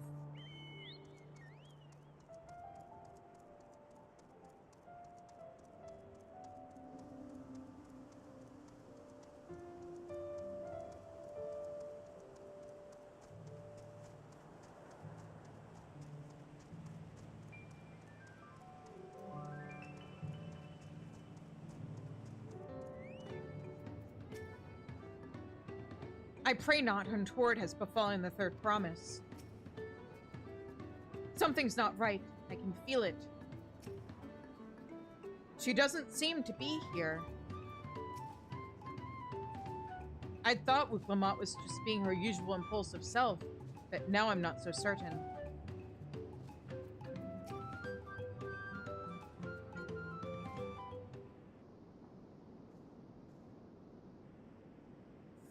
Oh, back again so soon? We've come looking for Wuklamat. Did you not send someone to fetch her? Rhetoric did not. Neither has she seen the third promise since you were last here. Then who was that man who came for her?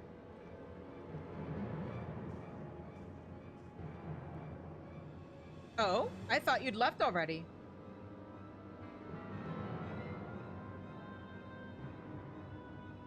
Where's Lamati? Is she not with you? So, Kona, funny story about that. Do you promise not to freak out, okay? We lost her. You don't know where she is? How could you let this happen?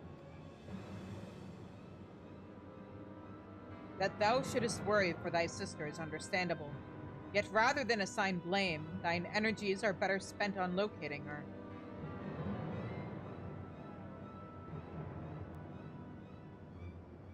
I will help you search.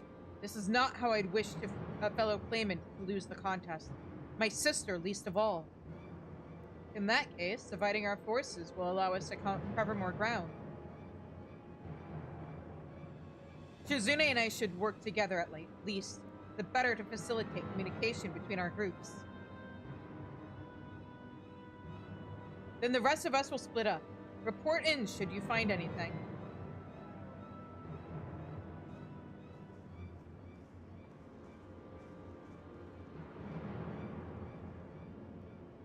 We'll be on our way as well. Right. Keep in touch.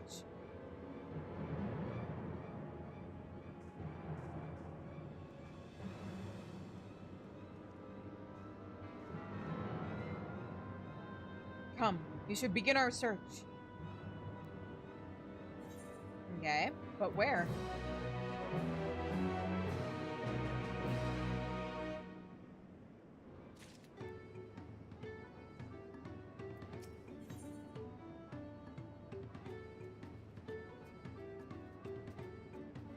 Kona is anxious to begin the search for Wook Lamont. I'm sure he is. If Lama T was returning to Earthenshire from the west, then she should have passed through here. Except Rhetorok swears she didn't see her. In which case, it's entirely possible that Lama T never made it back to the village at all. The only way to be certain is to ask the sentry stationed at the opposite entrance.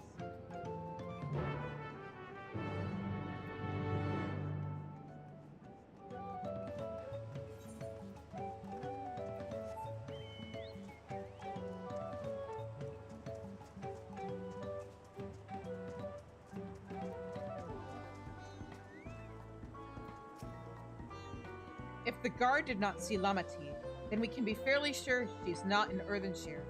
She's not one to pass without notice. That's true. Oh, the third promise? Mobby has been standing at his post with diligent eye-watchings. He has seen no claimants pass this way. What of a Tonawata with brightly colored hair? Mobby knows something of this one. He hears tongue flaps about a peddler in many fires who was attacked by a crazy-hair bandit on the road. A bandit, you say? Thank you. You've been most helpful. My sister is clearly not here.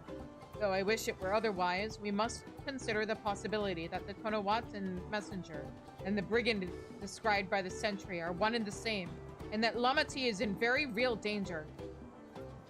Come, let us hurry to Many Fires. I like a word with this peddler, should they still be around.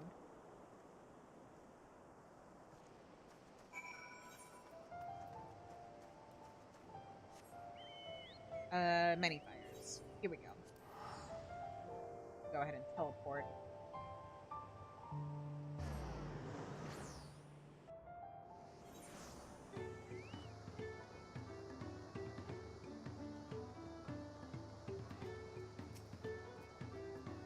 Here, Shizune. This is the merchant who ran afoul of the bandit.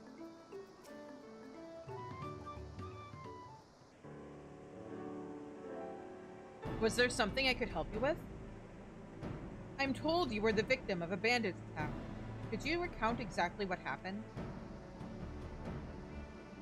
My goodness, I thought I recognized you. I'll tell you whatever I remember, second promise. It was that scoundrel Wakesa who ambushed me. You know the name of your attacker? There's no mistaking that hair. All my peddler friends have stories of that notorious bandit leader and his predations. Wakesa and his gang will stoop to any low for the sake of a few pel. And with no fresh quarry coming up the broken stairs, they've had to become more creative. Little wonder he went after Lama T. He likely thinks to ransom her for a royal sum. I expect he'll soon make his demands. And I don't intend to wait. We'll find this villain first and deliver his deserved payment in person. What say you to a small deception? I will assume the role of a well-to-do merchant to lure Wakesa out of hiding. Then, while he comes sniffing about, we catch the rat by the tail. Wouldn't your face be really well known as the second promise? An excellent plan. I have just the right garments for your disguise. At a specially discounted price, of course. A brush with bandits hasn't dampened your mercantile spirit, I see. Very well, I accept your generous deal.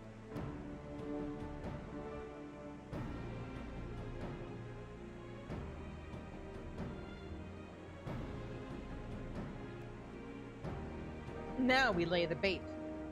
I will precede you into Many Fires to make my presence known. You follow on behind, boasting to those along the way how you paid me a hefty purse in exchange for a rare gemstone or some such. If Wakesa is as coin-hungry as they say, then a recently enriched peddler should be an irresistible mark. We let him strike, then we spring our trap.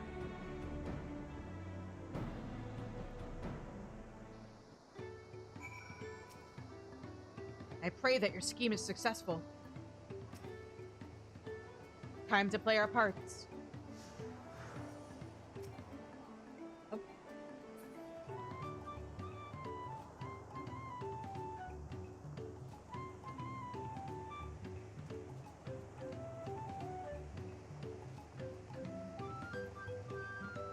Hey, so we're following him. Got it.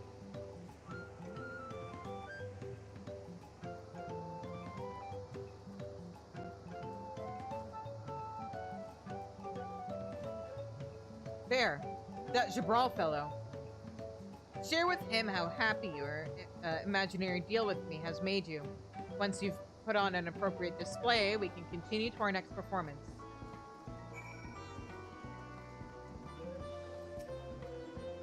Something I can do for you, friend?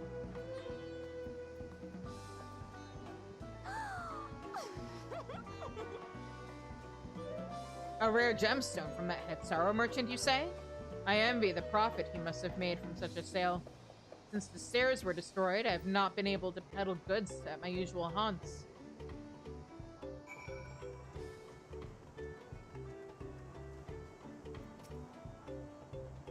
A good start, but I would make certain Walt Tessa is aware of me. Let's continue.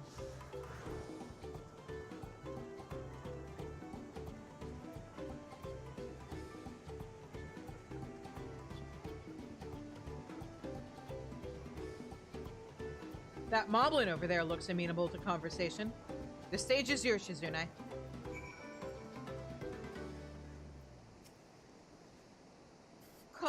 What can Mabi do for you?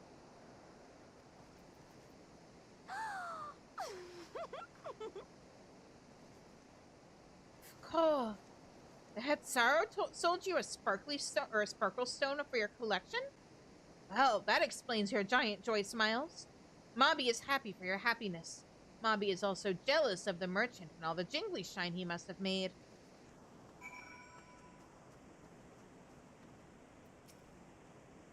That should be enough, but perhaps one last act to drive it home.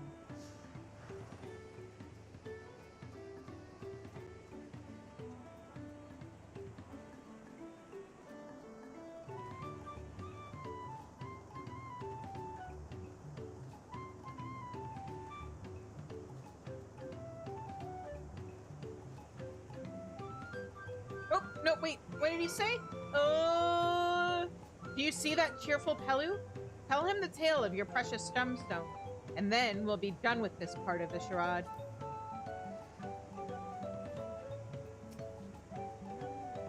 How nice to see a smiling face. Care to share the reason for it?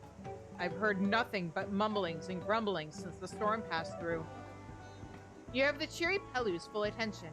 Play the role of a happy collector. Oh, yeah.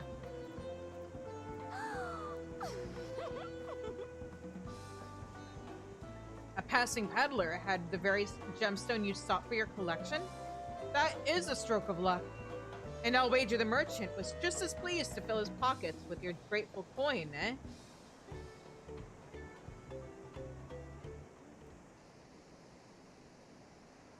Well, I'm inspired to go and earn some hell of my own. Who knows? Maybe opportunity will find me, even as it found you.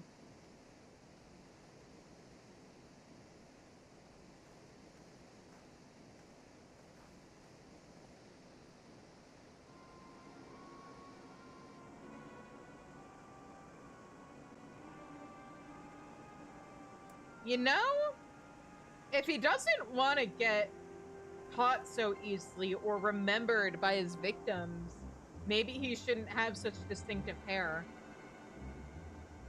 Ah, my most valued customer. The profit from that single purchase of yours should see me through weeks of idle pleasure, or of idle leisure. Travelings with such a fat purse and no sellswords is tempting fate, so I shall make Earthenshire my last stop, and then return forthwith to Tuliolo.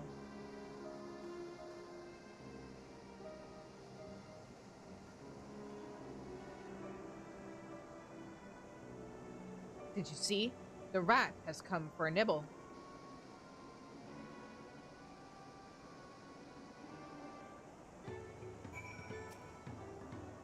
You played your part to perfection, Shizune. A woman of many talents, just as Thancred and Urianger described. Now, let us lure Wakasa out and spring our trap.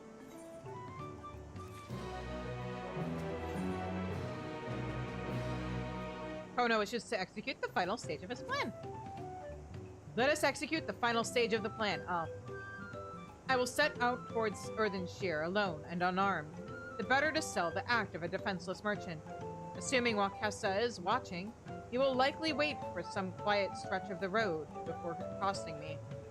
I'll be relying on you to follow closely behind, remaining hidden until the time comes to spring the trap on our bandit king. Just remember, we need him alive. Wakasa will tell us what he's done with Lamati.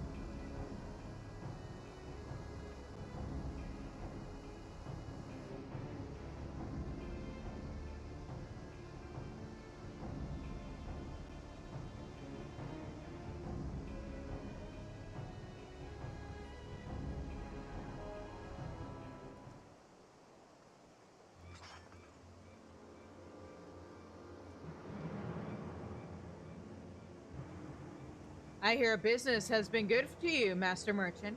How about you share some of the profits? And by some, I mean every coin you have.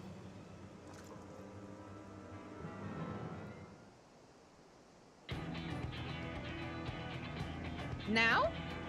Oh, I should have switched over to Bard first. Oh well.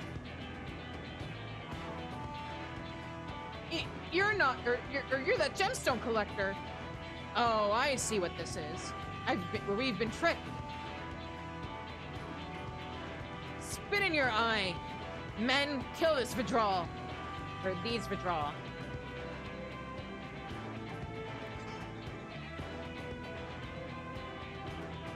Slippery vermin.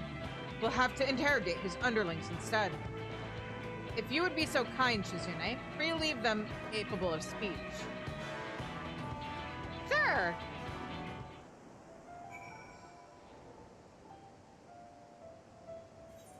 Oh, cool, I can switch. Alright. You know what? I'll do Viper. Mostly because I think I'd be better at,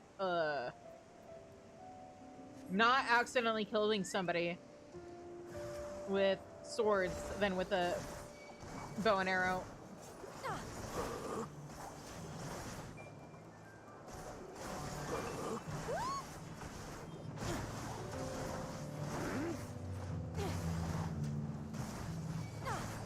Sometimes there are just some moments in the story where playing an archer feels a little weird.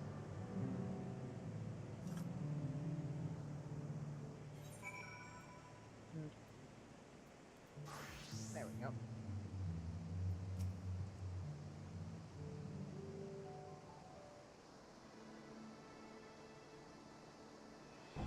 I was hoping to talk with your boss, but I suppose you three will have to do. Wait, that's the second promise. What do you want with us? Think I'm scared of a fancy title? I'll take your royal ears as a trophy as soon as I get free of these ropes. I know your gang is behind my sister's abduction. Tell me where she is. Eat pack of shit, salt lover. You'll get not answers from us. That's supposed to be no answers. That's right. We don't serve you. Do not play games with me. Where is Wuklamot?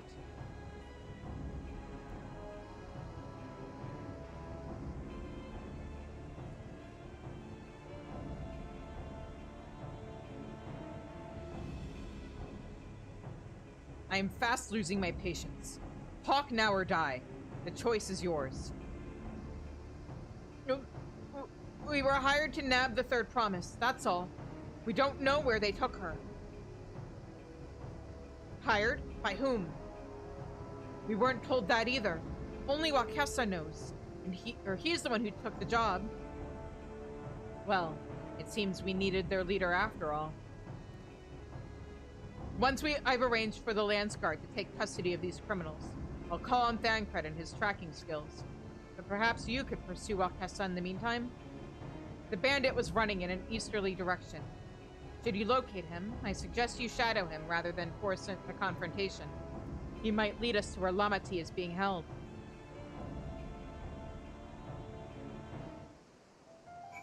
Alright. This seems like a good place to pause. Twitch wants to run ads. So I'm gonna go ahead and hit my super special ad button. And I will see you guys in a few minutes.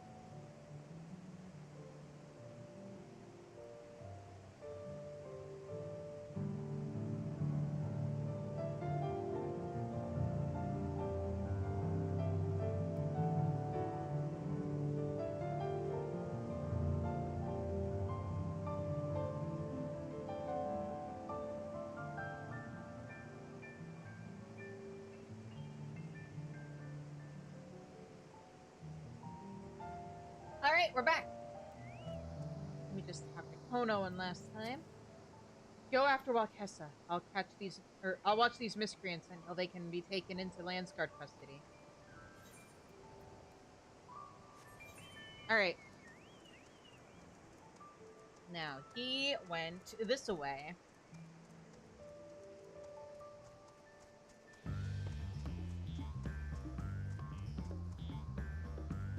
Aha. Vantage point. Got it. Now, where, oh, where could a little runaway bandit have gone?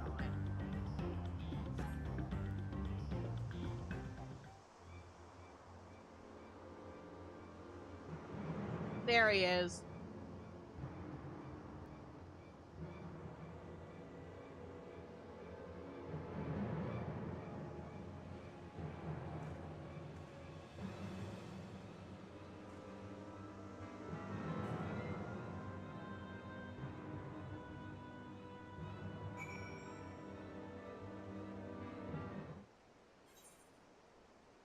Yeah. Game, I don't need you to explain this to me. I know.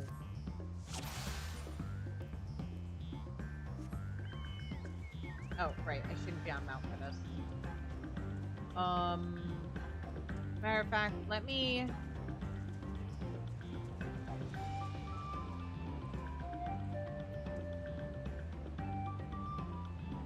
withdraw, River for now.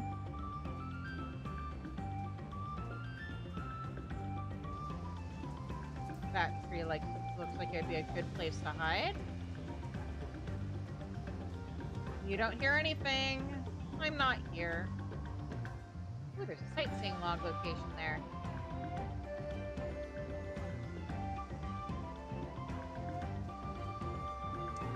I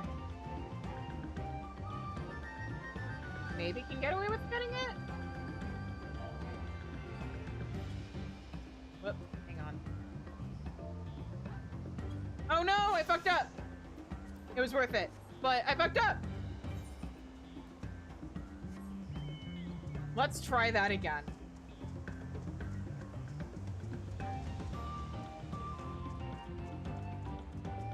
It's not my fault. The ADHD kicked in. I got distracted.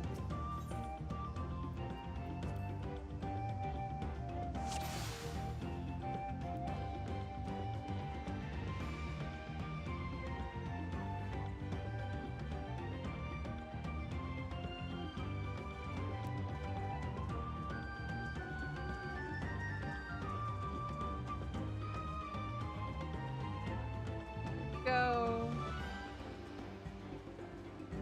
Then head over to that nice, chunky looking tree. Perfect for hiding behind. You don't see me. I'm not here.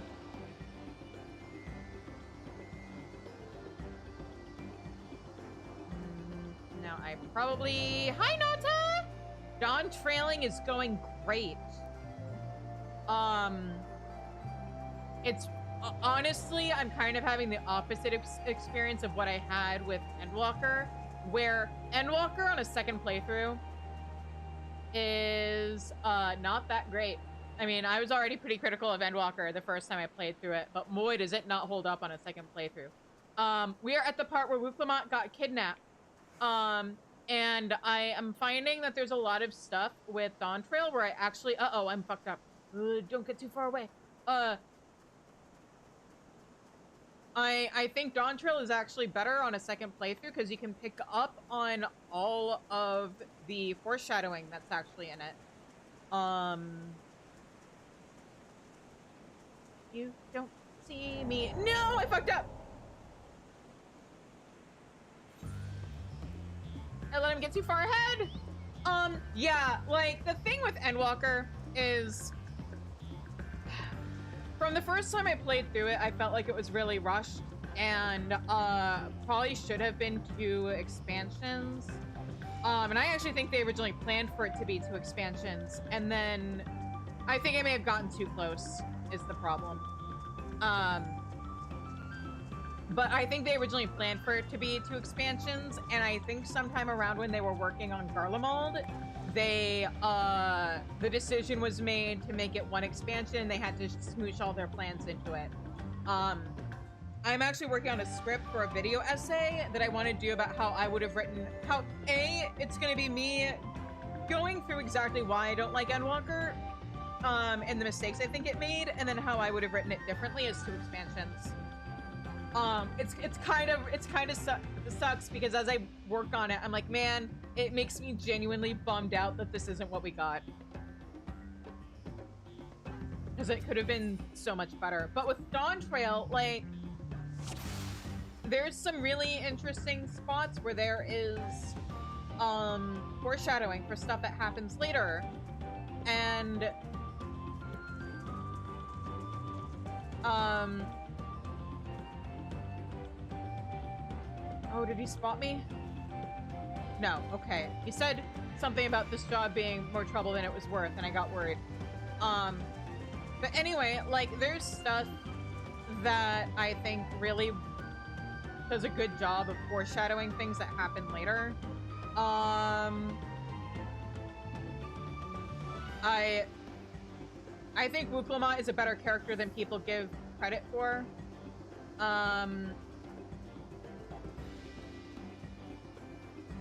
I think actually, like, on a second playthrough, there's stuff with Zeralja that I'm realizing was better done than I realized the first time around, because I thought they were doing something different with him the first time I played through Dawntrail. I was holding out hope that he was, like, actually like, maybe one of those bad guys that's actually secretly a good guy and secretly cared about his siblings and stuff, and no. And on a second playthrough, I'm seeing all this stuff about how, like, what am I supposed to hide behind? The rocks? Maybe. Does this count? Nothing. You didn't see? Nothing. What if I just stay here? Maybe that tree is too close. I think that was it.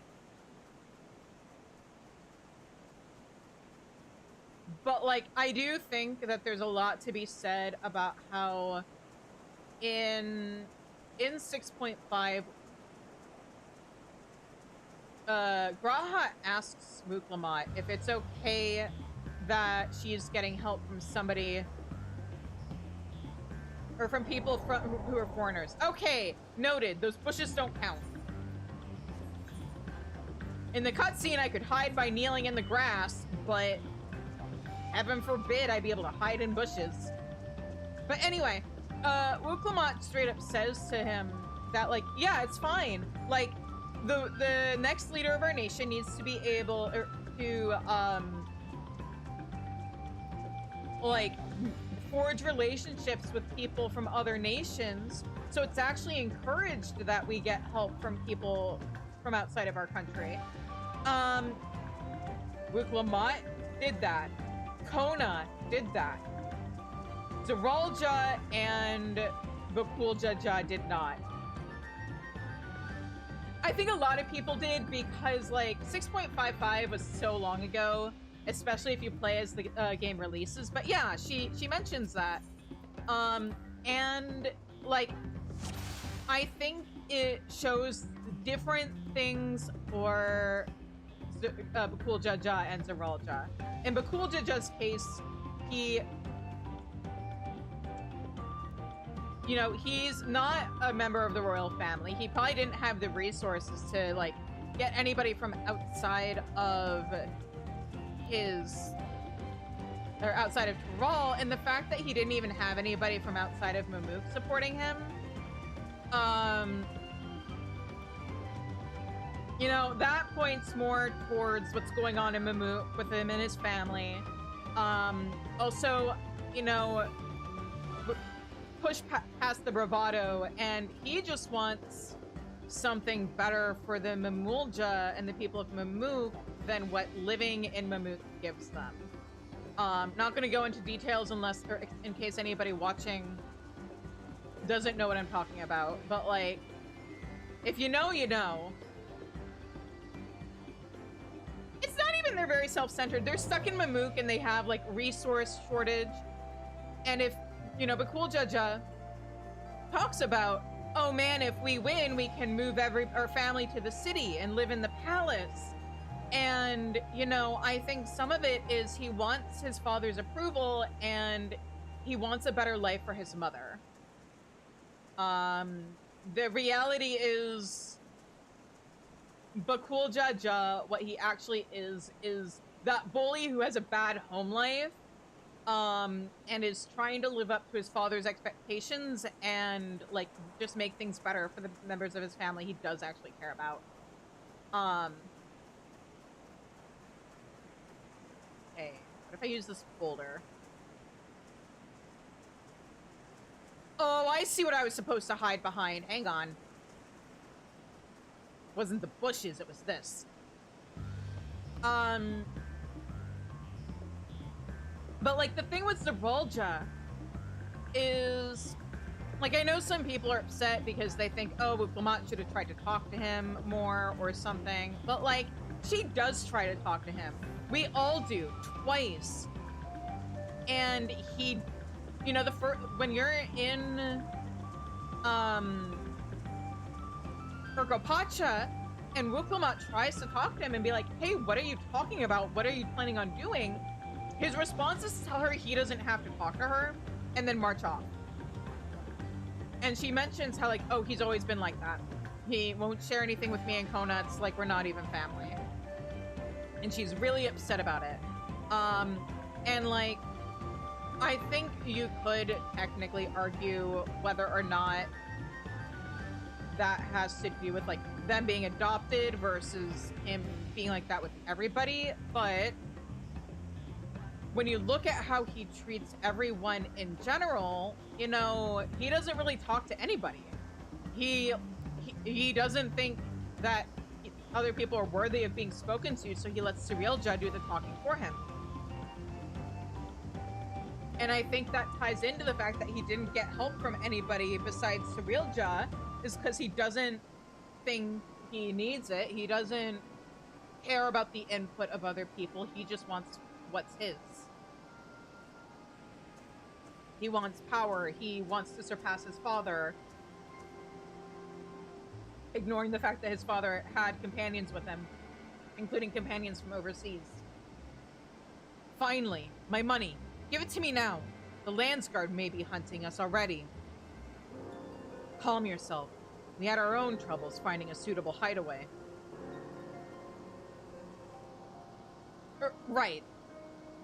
We're finished. Take your prize and leave me out, or leave me out of the rest. Such hostility.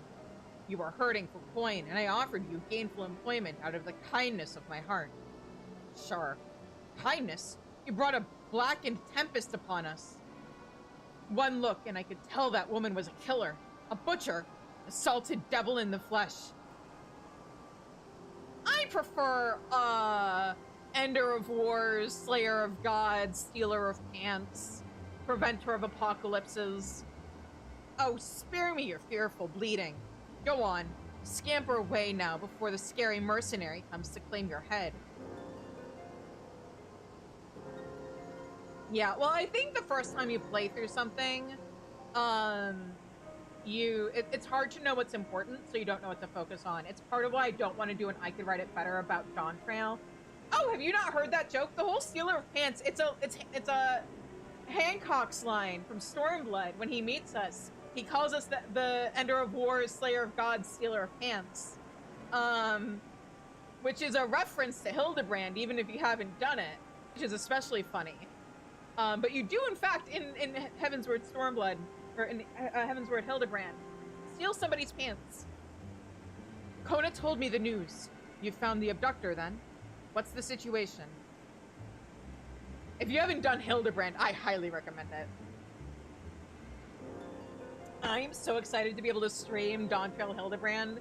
I think Dawntrail is the best Hildebrand quest we've ever gotten.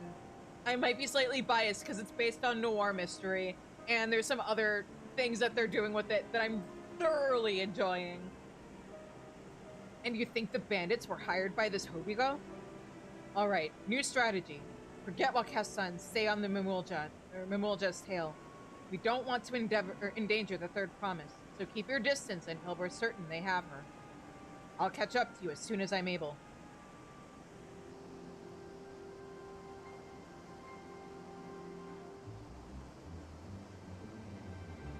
No, but the Heavensward... Oh my god, New Game Plus it, for sure, because, like... Heavensward Hildebrand was also very good. I used to not be, like, I'm still not a huge fan of a lot of the humor, especially in, like, early Hildebrand, but it's grown on me.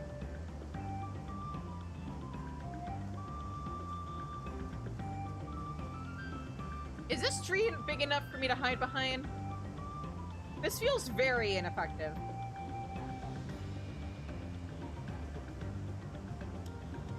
That tree looks better.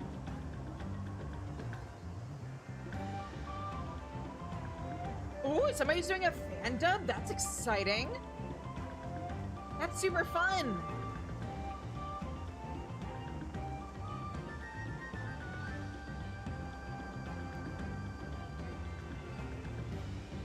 Excellent. I'll have to look into that.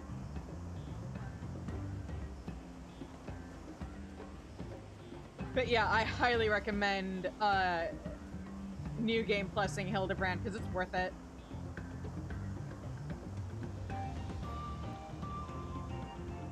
Well, if nothing else, I should be hitting Patch Quest next week or next month. So be sure to tune in and find out what's going on in Stormblood.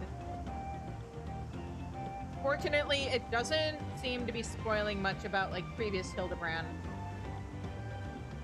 So, outside of some silly little cameos in the credits, but uh-oh, you're getting too far.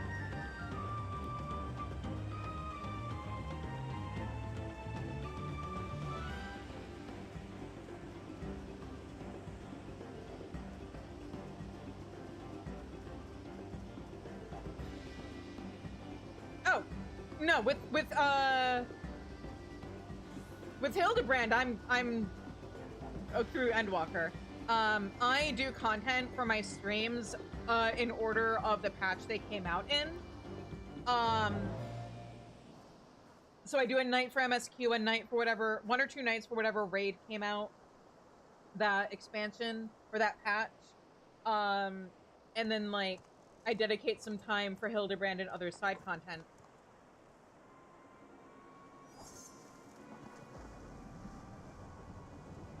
So, in terms of Hildebrand, we're as caught up as we can get given our current circumstances. And hopefully, my hope is that I'll be caught up with the game in general before FanFest.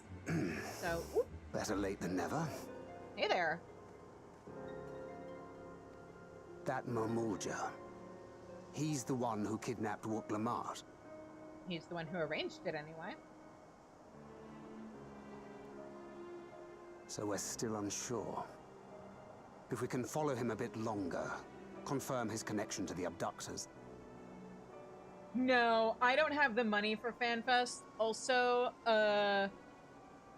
I'm going to Anime Central in May, and I didn't feel like, even if I had the money for it, I wasn't sure if I'd have the energy to go to 2 conventions, like a convention 2 months in a row. Not to mention, conventions take a lot out of your finances that you need to recover afterwards anyway. Because besides merch, food, hotel, etc. That will complicate matters.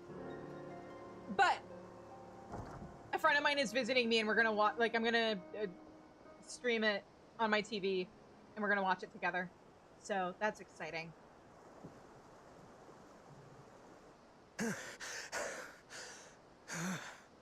Confound it! But I want to try and be caught up with the game by FanFest. If I set out now, I can trail them along the riverbank. So that I can talk about FanFest and my theories about the story on stream without worrying about spoiling anybody who may not be caught up, who is following my streams to live vicariously through me and hadn't played the game before. So, yeah. Do it! Even if it costs you the contest. What worth is the throne if I lose my sister to win it? Kona, I love you!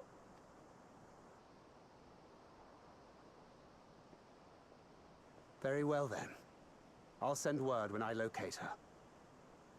Till then, I suggest you save your strength. A rescue attempt could turn ugly.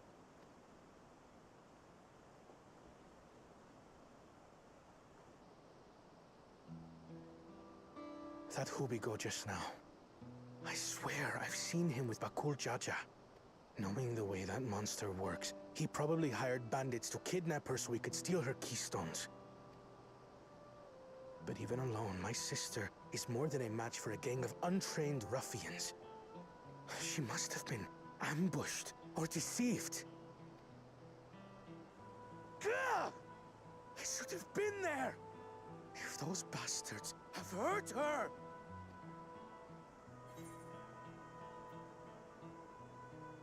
I thought you were the cool-headed one.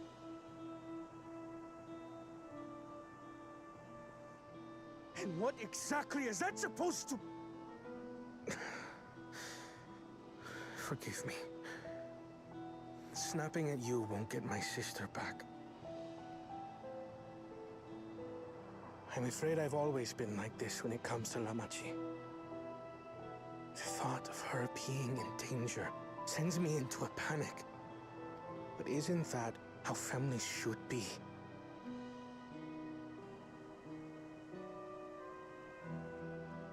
These days, Turali Mikote live however they please. But the clan into which I was born kept to the nomadic traditions of our ancestors. They herded their own neck across the plains, always moving with the seasons. During one such migration, my birth parents left me behind. A child. All alone. Without a single word of explanation. A chance encounter with a kind Pelu merchant was the only reason I survived. Taking pity on me, he taught me his trade that I might fend for myself. I became a stallkeeper in Tuliyolal's market. And that is where the Dawn servant found and adopted me. I had already been in the palace some time when Lamachi came to join us. Like me, she had been cast aside by her parents. I knew the pain of solitude and wanted to spare her that suffering. As this tiny child's new brother, I swore I would always be there for her.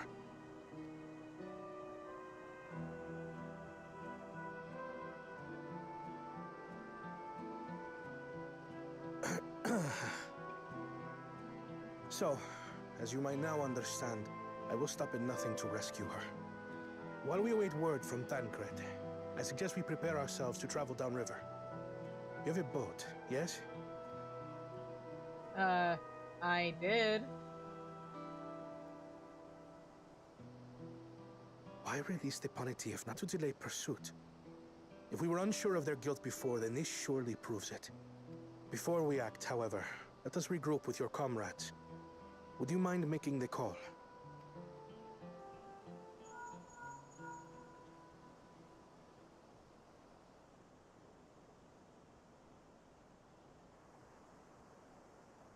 Understood. We'll meet you at many fires.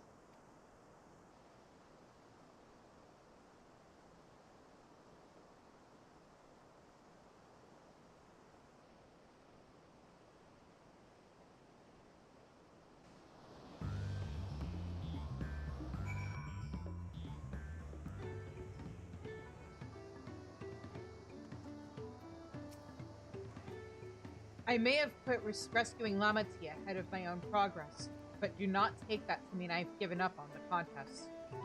You understand how important she is to me, yet regardless of how close we were, I would have made the same choice.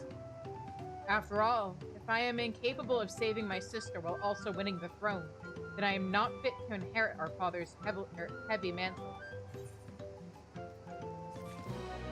Nah. He's such a good bean. Also, oh, I wanted to share. I'm not going to confirm or deny whether or not I was right, but so my assumption with Kona had always been, oh, he misunderstood what happened to his parents. Maybe, like, some kind of plague or some other disease had spread through their tribe, and his parents had abandoned him, quote unquote, to save him, to make sure he didn't get sick or something. I'm not going to confirm or deny whether or not I was right. I just think it's sometimes fun to share what I was, when I can remember what I was thinking when I got to this part, or like the different, got to different parts of the game as I was playing through it originally.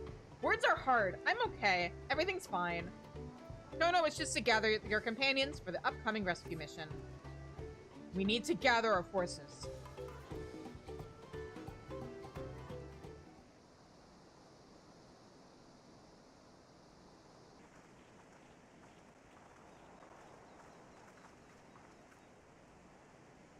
Firstly, allow me to brief everyone on our present situation.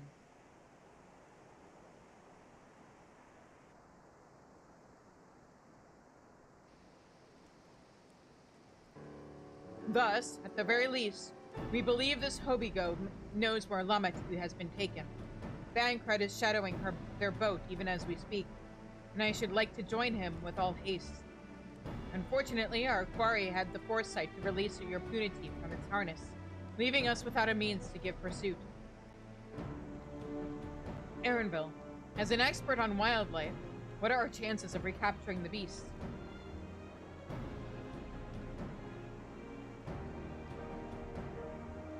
With the right mix of feed, it can be done. I should like an extra hand to help scatter it about, however. Gee, I wonder who you're gonna volunteer. Why is everybody looking at me? Would you accompany him, Shizune?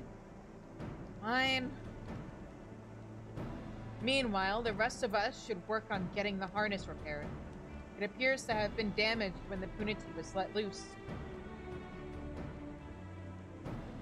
With all the peddlers here in camp, we should have little trouble purchasing replacement materials.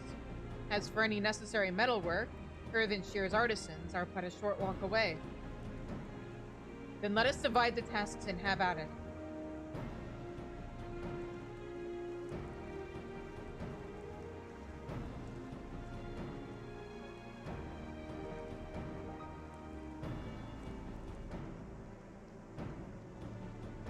There was an unusually aggressive herd of wild punities downriver, so our girl will have fled in the opposite direction.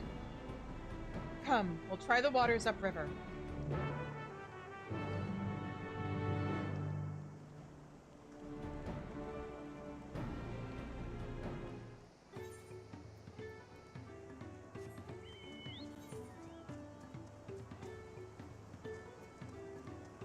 Okay. Yeah, right. You need someone to help Aaronville. Someone! I wonder who that someone will be. Assuming our punity has come this way, she'll be hiding in the depths of Marsh Ligaka. We need to lure her back to the shallows with the promise of food. Wild punities eat mainly aquatic grass and plants, but the tame ones are often fed vegetable scraps. Knowing this, I added leftovers to the feed I prepared. This should help the mixture stand out against the marsh's natural scents.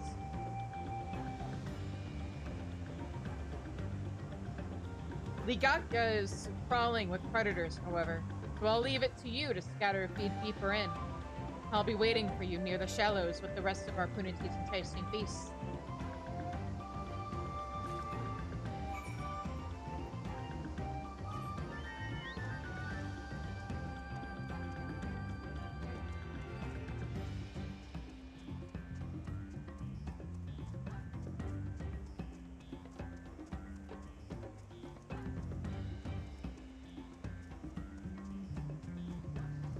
Anyway, if I did my math right, I might actually be able to, if I don't dedicate 2 weeks to doing the crafting quests and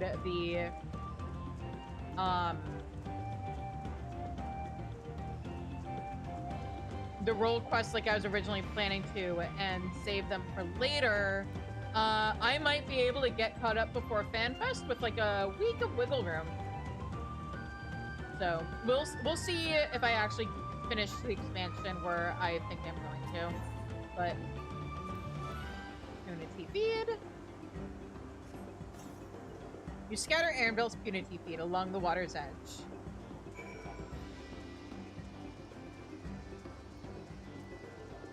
Oh, this is where he wanted me to scatter it? Isn't the water kind of shallow here? I thought I was gonna have to, like, swim into the actual water. Alright. You scatter Anvil's punity feed along the water's edge.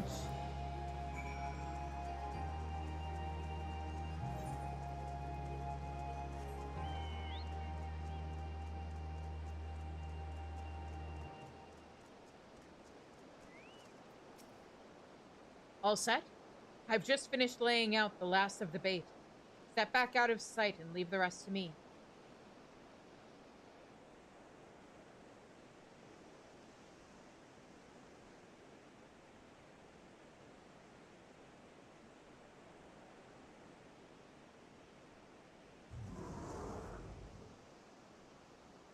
Here she is. Shh, there's nothing to be afraid of. We just need your help for one last time. You're hungry, I wager. Come on, come with me. Look at the baby! Yes, there's a good girl.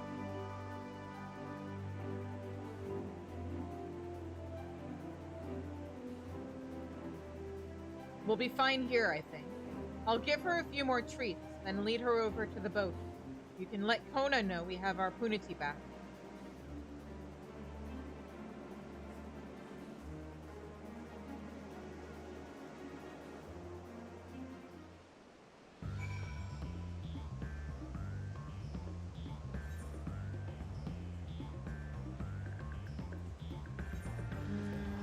Yeah.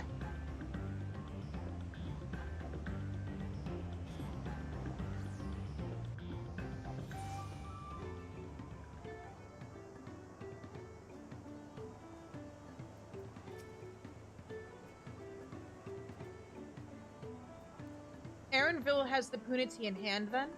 Good. I expected nothing less from a certified cleaner. As for the harness, we were able to purchase all the parts we need. The Leveilleur twins are over in Earthenshire right now, having the Potsworn make the repairs. I'm told it shouldn't take long. We'll be ready to embark on our rescue mission as soon as we hear from Thancred.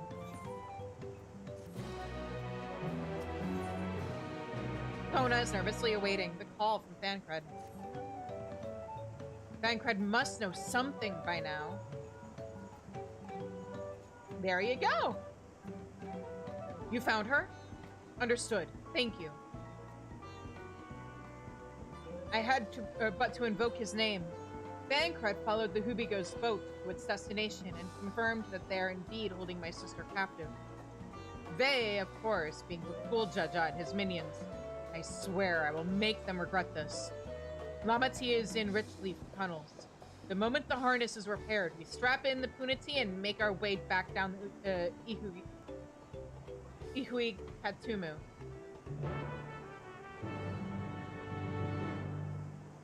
I'm doing my best with these pronunciations.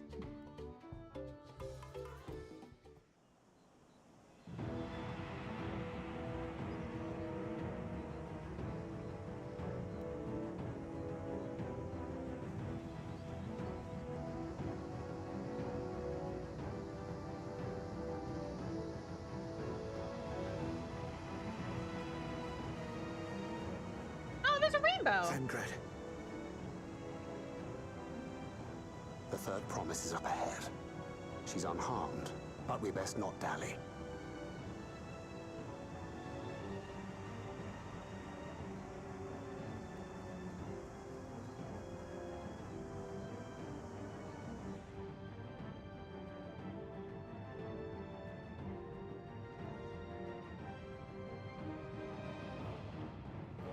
I mean, I was fine in Stormblood, but that's because I studied Japanese in college.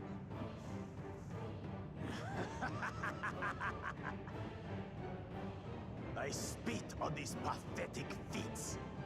Far more satisfying to claim the baubles by force. Give it back! Forzanten poured his everything into that stone. You've no right to touch it. At least I wasn't that far off with pronouncing Fontaine's name right. Oh, was that the name of your artisan? How could you allow something so precious to be stolen? You thieving cheat! You're no true claimant. What does that make the foolish kitty who fell into my trap? If pitiful roars were all it took to claim the throne, you'd be first in line. Now, brother. You shouldn't tease her. Look, the poor thing's on the verge of tears. I think she's on the verge of biting her ankles, actually. Meow. Someone save me.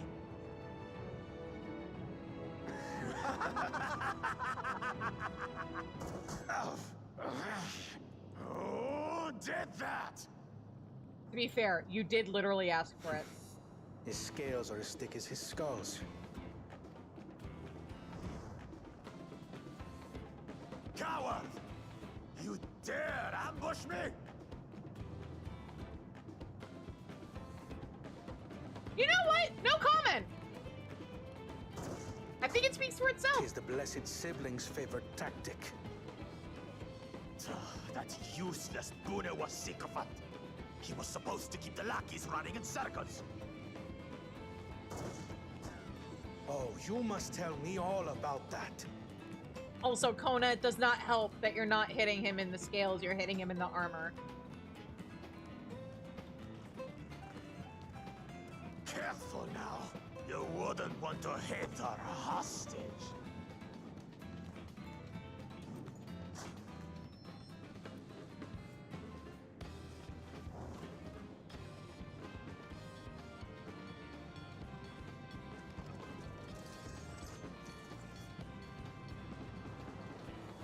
Damn, not even pulling out my weapon. I'm so cool. That one's not to be underestimated. Ha! They can do nothing while we have.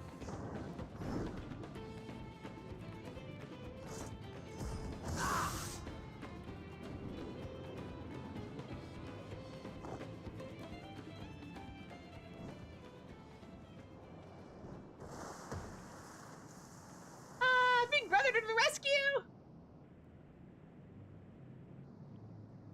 Impeccable timing.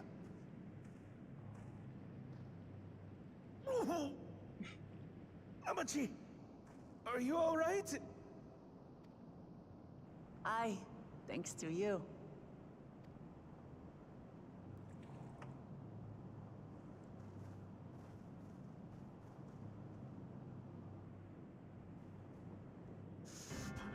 These weaklings think they can defy us? We'll slaughter the lot of them! Patience, brother. The keystone is ours. There is no need to fight this day. And Zoralja has left us hurting. No! I won't stop until I gut these maggots and feed them their entrails! If we fall here, we fail our siblings for nothing. Is that what you want?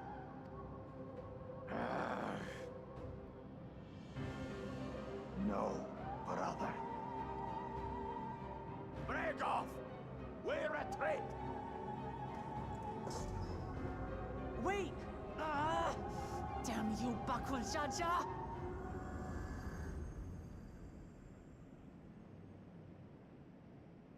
Remind me, is it one person or two who's playing him? Do we give chase? We head back. Amachi is safe. And that is what matters. Let me double check.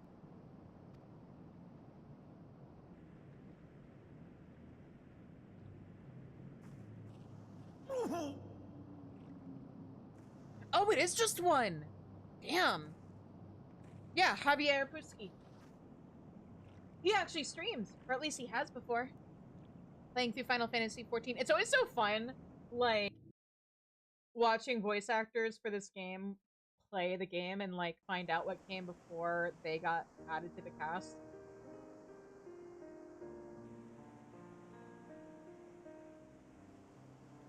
I'm glad to see you unharmed, Lamati. Thanks again for coming to my rescue, Kona. And all of you, too.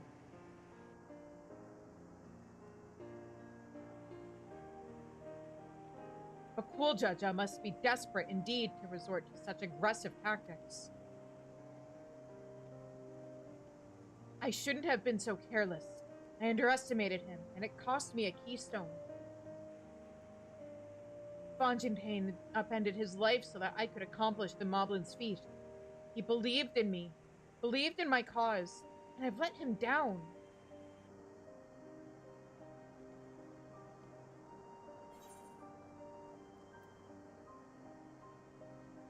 So we take back what was stolen.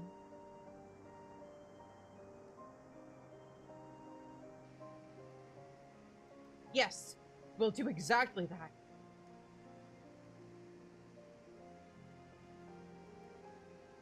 Oh my god, yeah, okay, so I had no idea until I watched him streaming the game that, he had no idea about any of the stuff that happened to Alphino in A Realm Reborn. So he was delivering lines, especially in early Heavensward, especially like the first scene of Heavensward, and he had no idea the context of what the fuck he was saying, and he still knocked it out of the park. The next time I meet that brute, I'll knock him straight on his scaly behind and take back my keystone.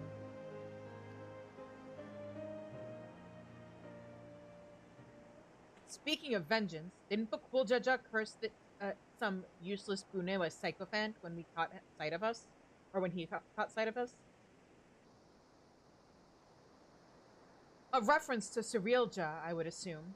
He is devoted to our brother, and is the only Bunewa I know of participating in the rite of succession. Oh, I didn't even notice that none of Bakuljaja's followers were Bunewa. Interesting. But yeah, now that I think about it, he's right. If Zeralja was somehow involved in this, I will never forgive him for putting our sister in danger. He will have forfeited his right to be called brother.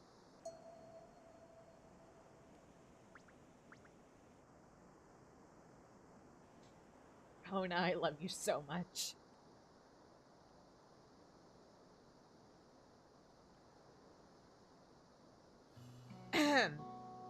Bakuljaja should face punishment, of course, but so must the bandits who had the temerity to abduct Lamati.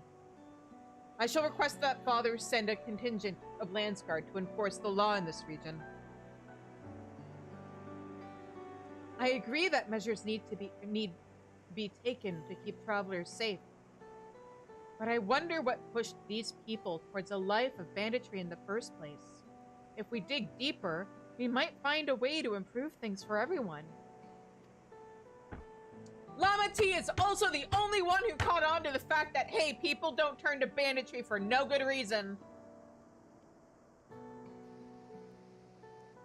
She's a lot smarter and wiser than people give her credit for. Goddamn. Is something to think about. For now, however, the rite continues. I thank you all for your help.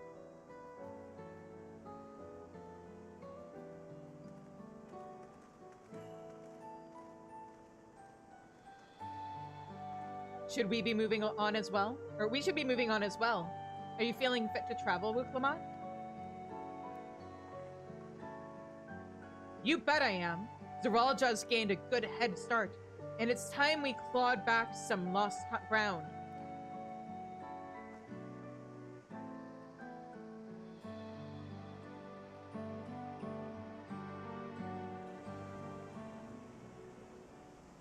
It's also very funny with some of the voice actors who get into playing Final Fantasy XIV and, like, the usernames they decide to stream under.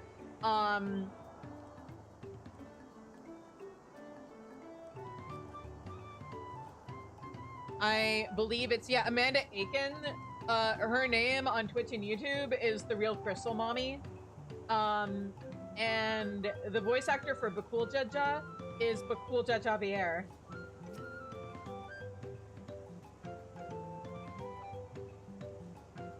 The Wuklamont I once knew would have been inconsolable at the loss of a keystone. This journey, and your companionship, is doing her a world of good. Kona is the picture of composure and rationality, except when it comes to matters concerning Wuklamont safely. Far be it from me to fault a brother for being protective, but still. I think it's delightful. Though they share a single body, it's obvious Bakul Jaja has two minds when you see one head calming the other head down.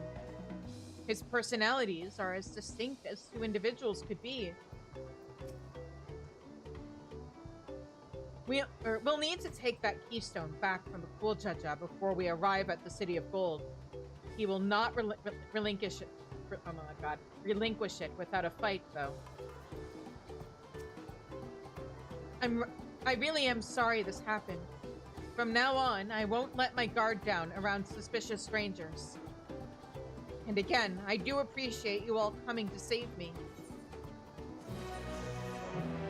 Now I can fly. Oh, I didn't realize there were a few more side quests. We'll need to take the, oh, okay. They're raised to say the same thing. I don't know if that's gonna cutscene me, so let me, especially now that I can fly, get these these side quests done. Is it just the 3? It's just the 3.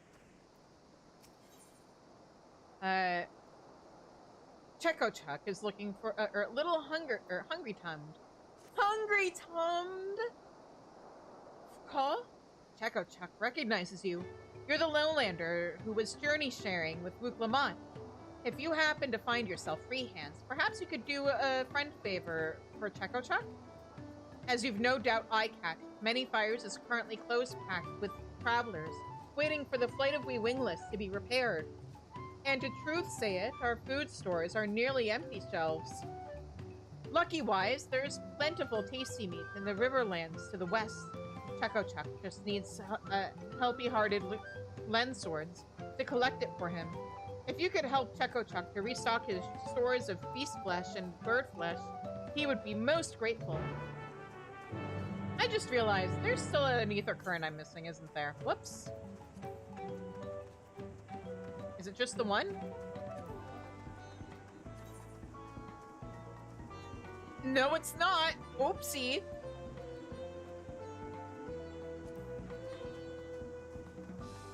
Should probably fix that too while I'm here.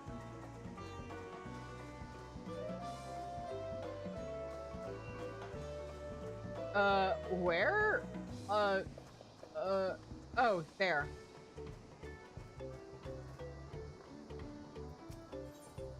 Swipostick of Many Fires is rushed with work. Thumb pain and brain ache. When will Swipostick be able to comfy rest his poor feet? Wait, you're the adventurer who is handlending the third promise, are you not? You must handlend Swipostick too, must I? Many Fires is a busy peddle place, and Swipostick, her most trusted port broker, arranging transport between here and Earthenshire. Everything came to a quick stop when the big wind struck, but now the road to Earthenshire is open again. And Many Fires is rafter-packed with travelers and traders who need Swipostick's help. It is all too much for one mobby to handle. Please, adventurer, help Swipostick by asking the travel traders what hand help they need.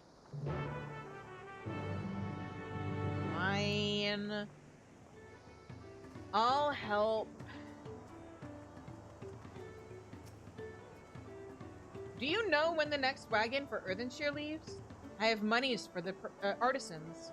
Proceeds from selling their wares in the markets of Tuliolo, minus a small commission, of course. I'm very keen to get there by the due date.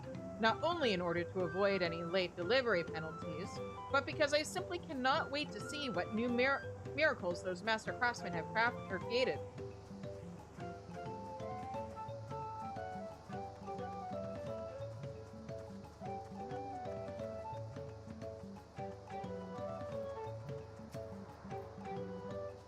Yes, that's right. I'm Earthenshire bound. I can't leave soon enough. My fruit's already on the turn. It's bananas, mostly. Some apples, a few peaches. Basically, anything you can eat with one hand while you carry on working with the other. The artisans can't get enough of them.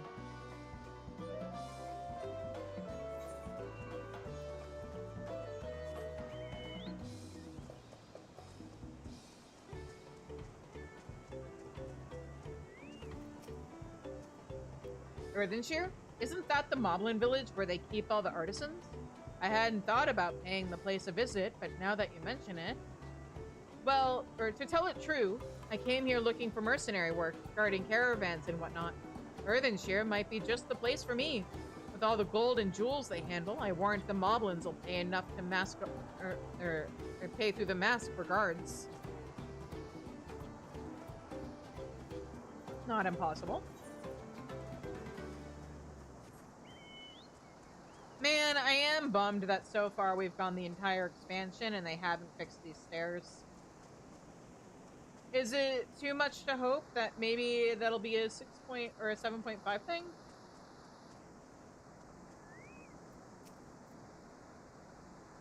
Am I looking for passage to Earthenshire? Not me, friend. I'm heading for Okanu. Just trying to figure out the best way to go about it. Whether to wait for the Flight of We wingless to be repaired or try to find another way around.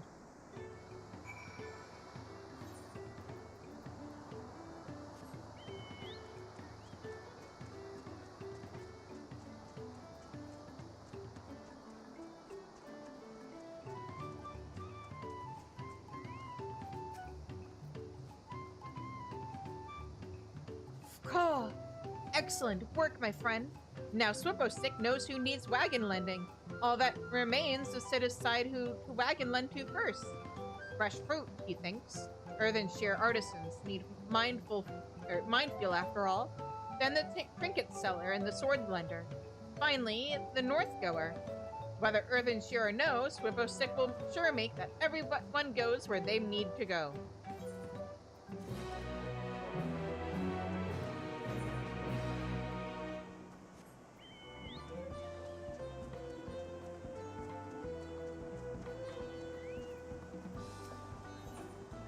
A Pelu stands by the road to the many fires, looking perplexed. Ah, you there, adventurer. I have a proposition. One that will likely prove profitable for the both of us. You remember the recent storm? Yeah. I was nearly at many fires when it struck, so I urged my alpaca onwards through the whipping winds rather than seeking immediate shelter. Alas, when the storm settled, I discovered that those same winds had carried off half my stock. I should very much like to recover it, but I hear it told that the roads are plagued by brigands of late. Another reason why I was keen to press on to the safety of many fires. And so I find myself torn over the wisest course of action. To write off my loss or to speculate, to reaccumulate. But now a third option presents itself. To invest in one to whom the risk of a return journey would be much reduced on account of her utter derision of the danger. The items I lost are likely lying along the riverbank between here and Earthenshire. If you would take up the offer. Yeah, but let me remember to switch over to Dark Knight, because I need experience on that job. Aha. Now, what's the story behind these guys? Why are they specifically called Widowmakers?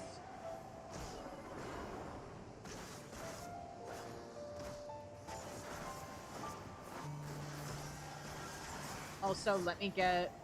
there we go.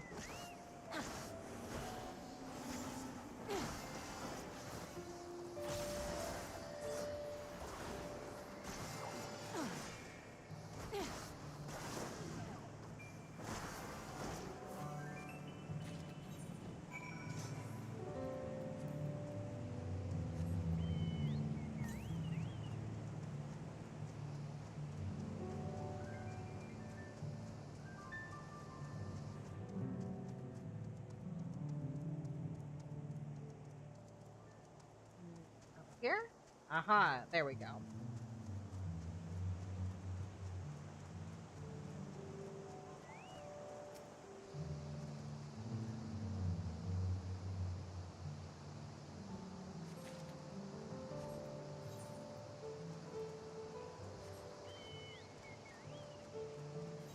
And let me double check.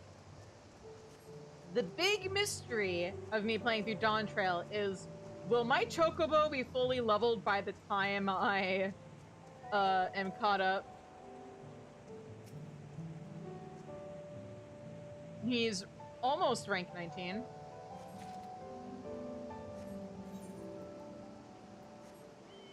Let's put that. There we go.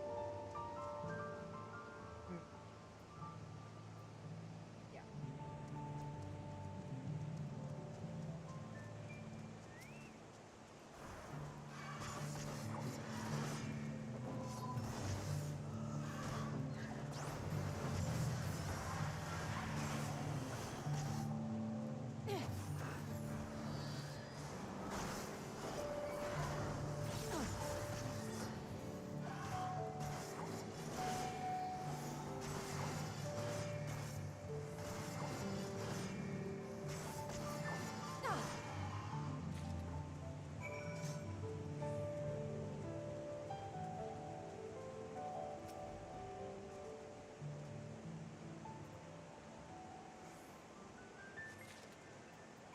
Go, and then southeast? So let me start by going south.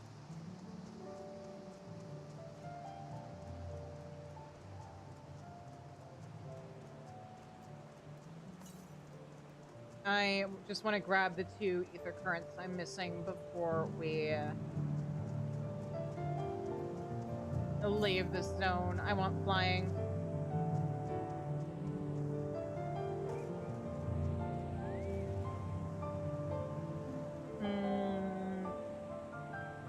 Super secret trick. Swimming on a mountain is as fast as flying. So... northeast? Really? Oh, is one of them on here? Is this a little island? Hang on. It is! Found you. Okay. I don't... Oh, I think I might know what quest would have brought me by here. Whoops. That's my bad.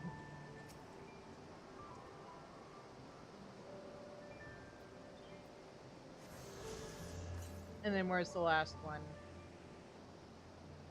Southeast. Okay.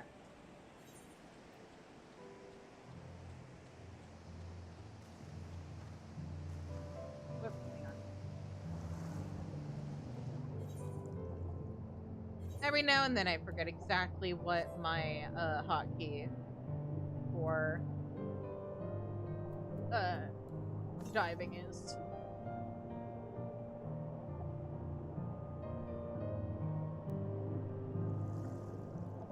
Was it? I'm gonna be so mad if it turns out I was closer than I realized. When I got off the boat when I first arrived here. How close is it? Show me, game.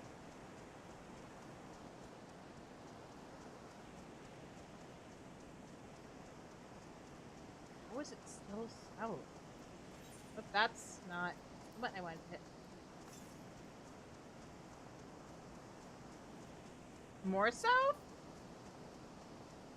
Also, hey look, it's the little hideout for the gangster guys.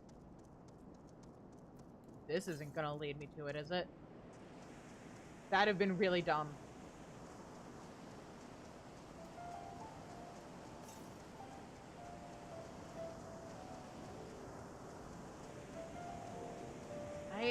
Where?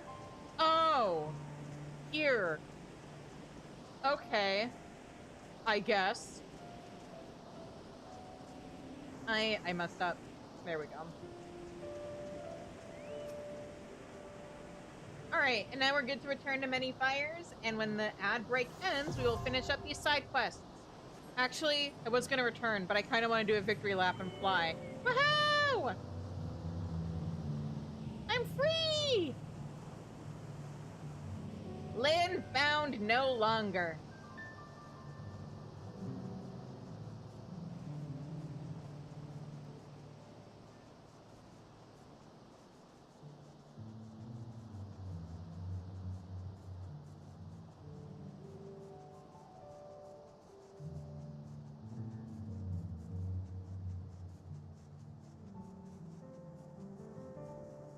Okay. I will see you guys when the ads end. I will be right back.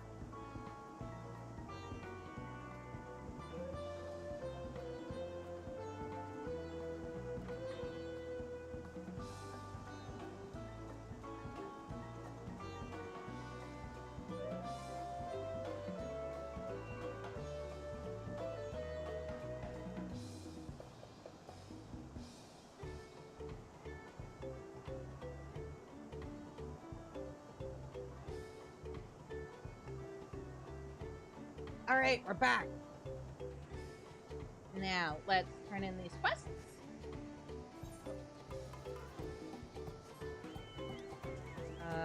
Oh, over here. Thank you.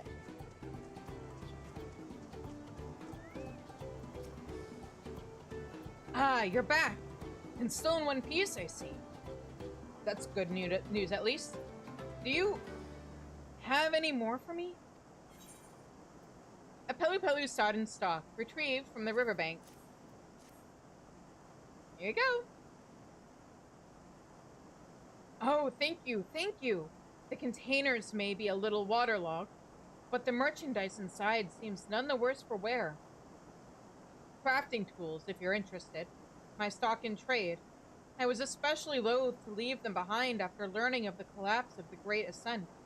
Demand will be through the roof. Thank the gods you appeared when you did. Nature may have blessed us Pelu Pelu with an enterprising spirit and an unquenchable wanderlust, but she also made us slight of stature and meager of view. If I had been the one to go back in search of them, I'd likely have lost my head to a bandit's axe, or else washed over the falls to my doom. It's the reason my people often employ sellswords to guard our caravans. But their rates will have surely doubled or more since the storm wreaked so much chaos on the roads. Never fear, though. If you have taught me that, when in want of a sellsword, an adventurer will suffice. Yeah, you do also have to pay us, you know. An adventurer is just a type of sellsword. If that's the kind of work you want to hire them for. You are, in fact, asking them to sell their sword. Chekochuk has been has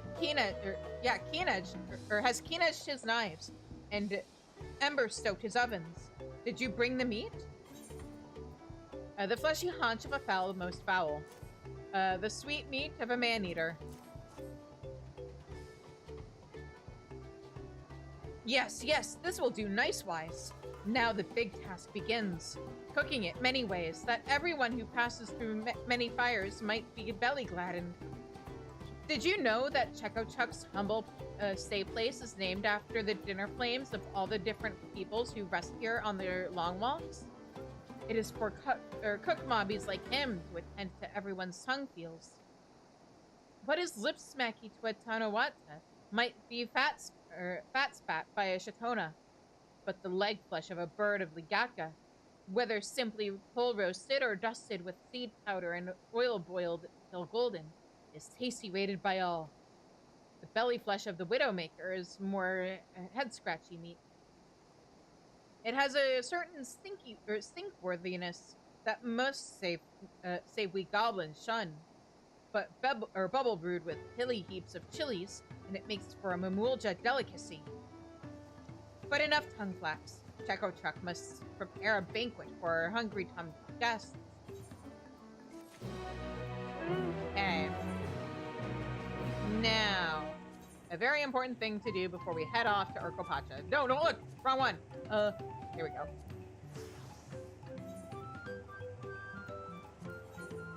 Before we climb up to the mountains. Oh, right, I have to... Nah! Wrong one!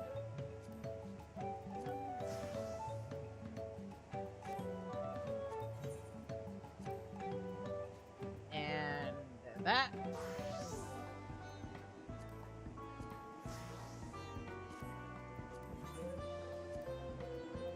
And there we go. There. Heaven forbid I should continue MSQ in the wrong glamour.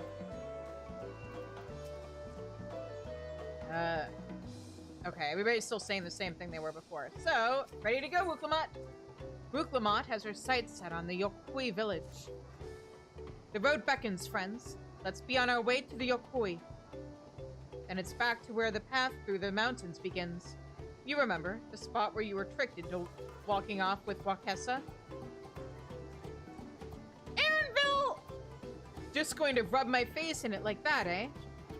I wonder if he's raising my hackles on purpose, though. You know, trying to keep my anger directed at him instead of myself.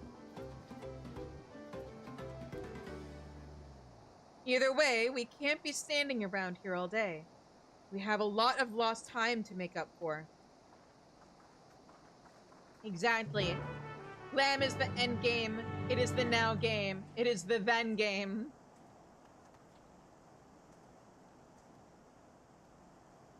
And whoop, property. Oh, what am I doing? I can. It's my current home point. I can just return.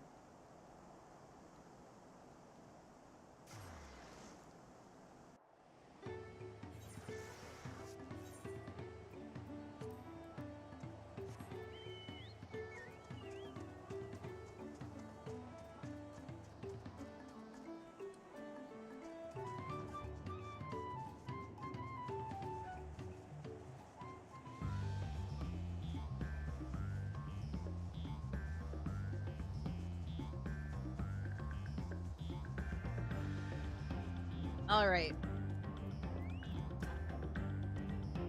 Those bandits must have been watching us from the moment we stepped off the riverboat. I knew I felt eyes on us.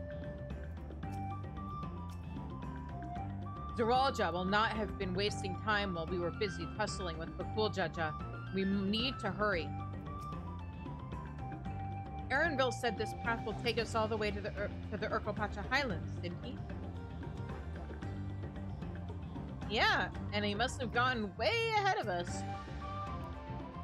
I couldn't leave without letting Redarock know what happened, so I stopped in Earthenshire to say a few words before moving on.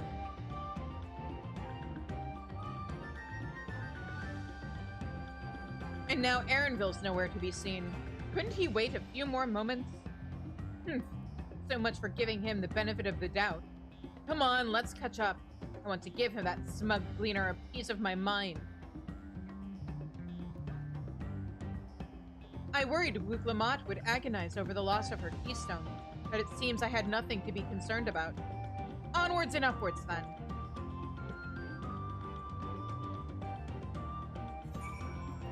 Let's go.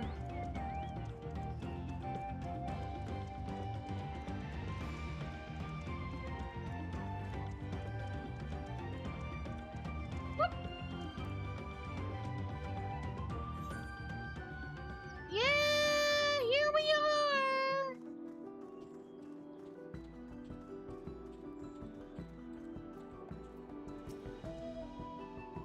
Seems those buildings up ahead are the village we're headed for. The Yokui have a deep connection to the legend of the Golden City. This visit will allow us to ask them about it directly.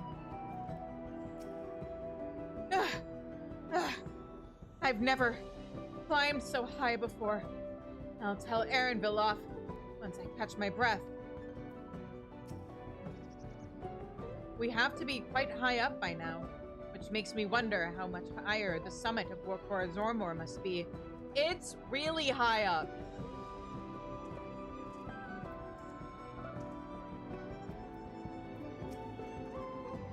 As I'm sure you've noticed, the air grows thin at this elevation. Take it slow until your body adjusts. Deep breaths. Drink plenty of water. Yeah, guys, drink plenty of water. A few more steps and we'll be in Warlord's Echo.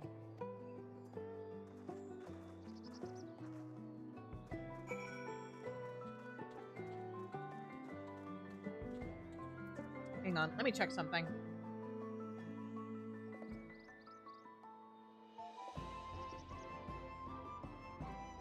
I just hydrated! Alright, fine, I'll hydrate more. Ah! I'll hydrate more and get sprayed in the face by my water bottle. That's fine, that's cool.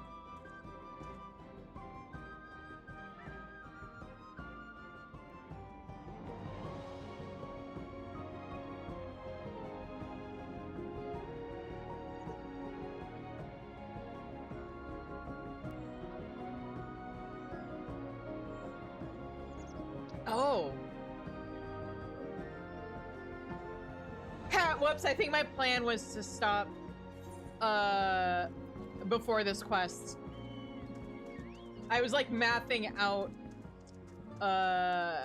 quest pacing, but so okay, since I'm here, I am going to attune to the Aetheryte, and it is 11 o'clock at night.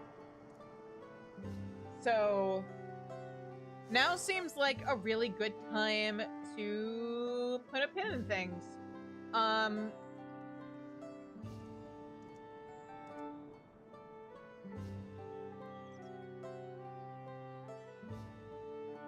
And then, yeah, okay, so,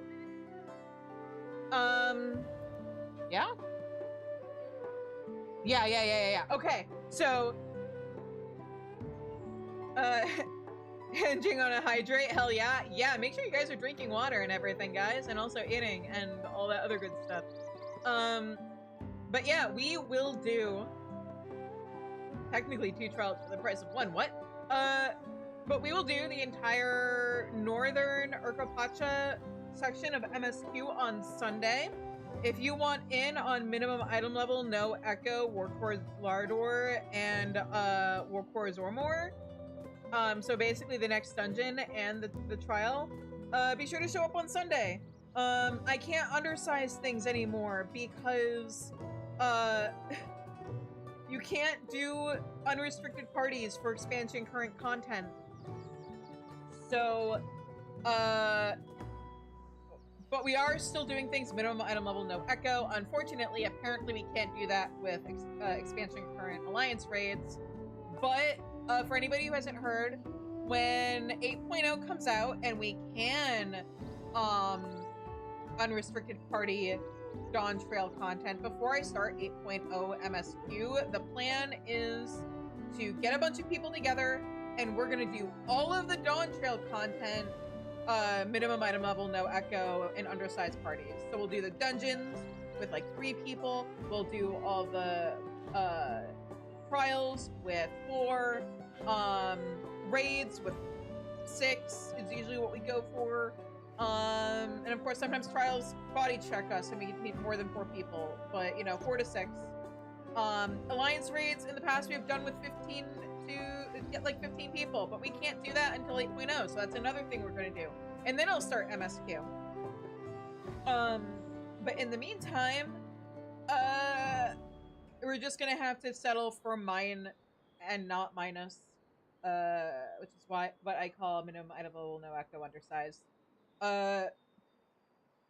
Which is a shame because it was a lot of fun while we were able to get away with it. But on the plus side, it means I don't have to organize 24 people for the alliance raids. I can just get as many people into my party as we can and then queue us with everybody else.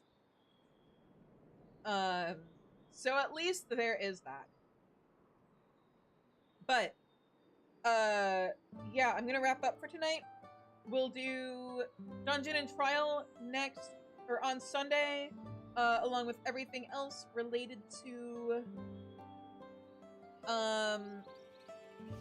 this area of MSQ, as well as the side quests and stuff. And yeah. Again, thank you everybody for joining me. If you haven't already, please hit that follow button. Join the Discord. That is the best place to keep up with what's going on with the channel. There's currently a poll that ends tomorrow to decide what I'm gonna have to do if we hit 100 subs by the end of February. It is a tiebreaker poll between Phasmophobia and Left 4 Dead 2.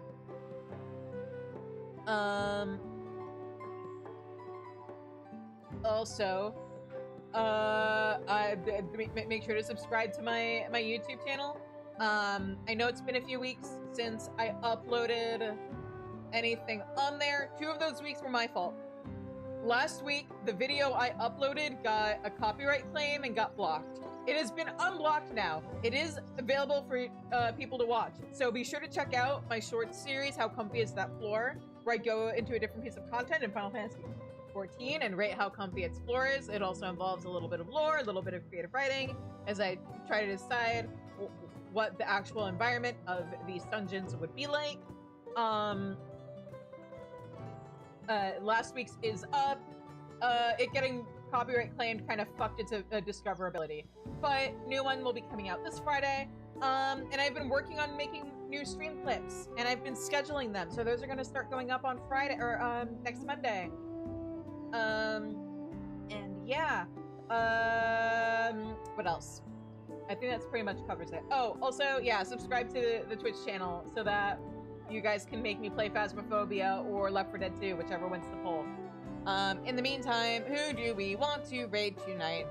Oh, hang on. Hang on.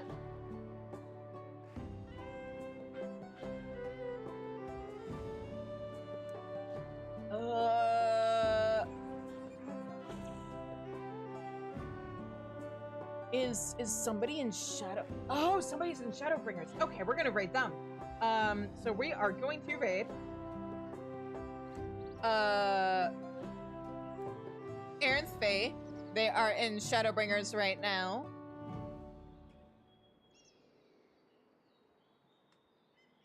So yeah, we're gonna pantry raid them. And until I see you all again, I hope you have a good night. Stay safe, stay healthy, and take care. Bye-bye.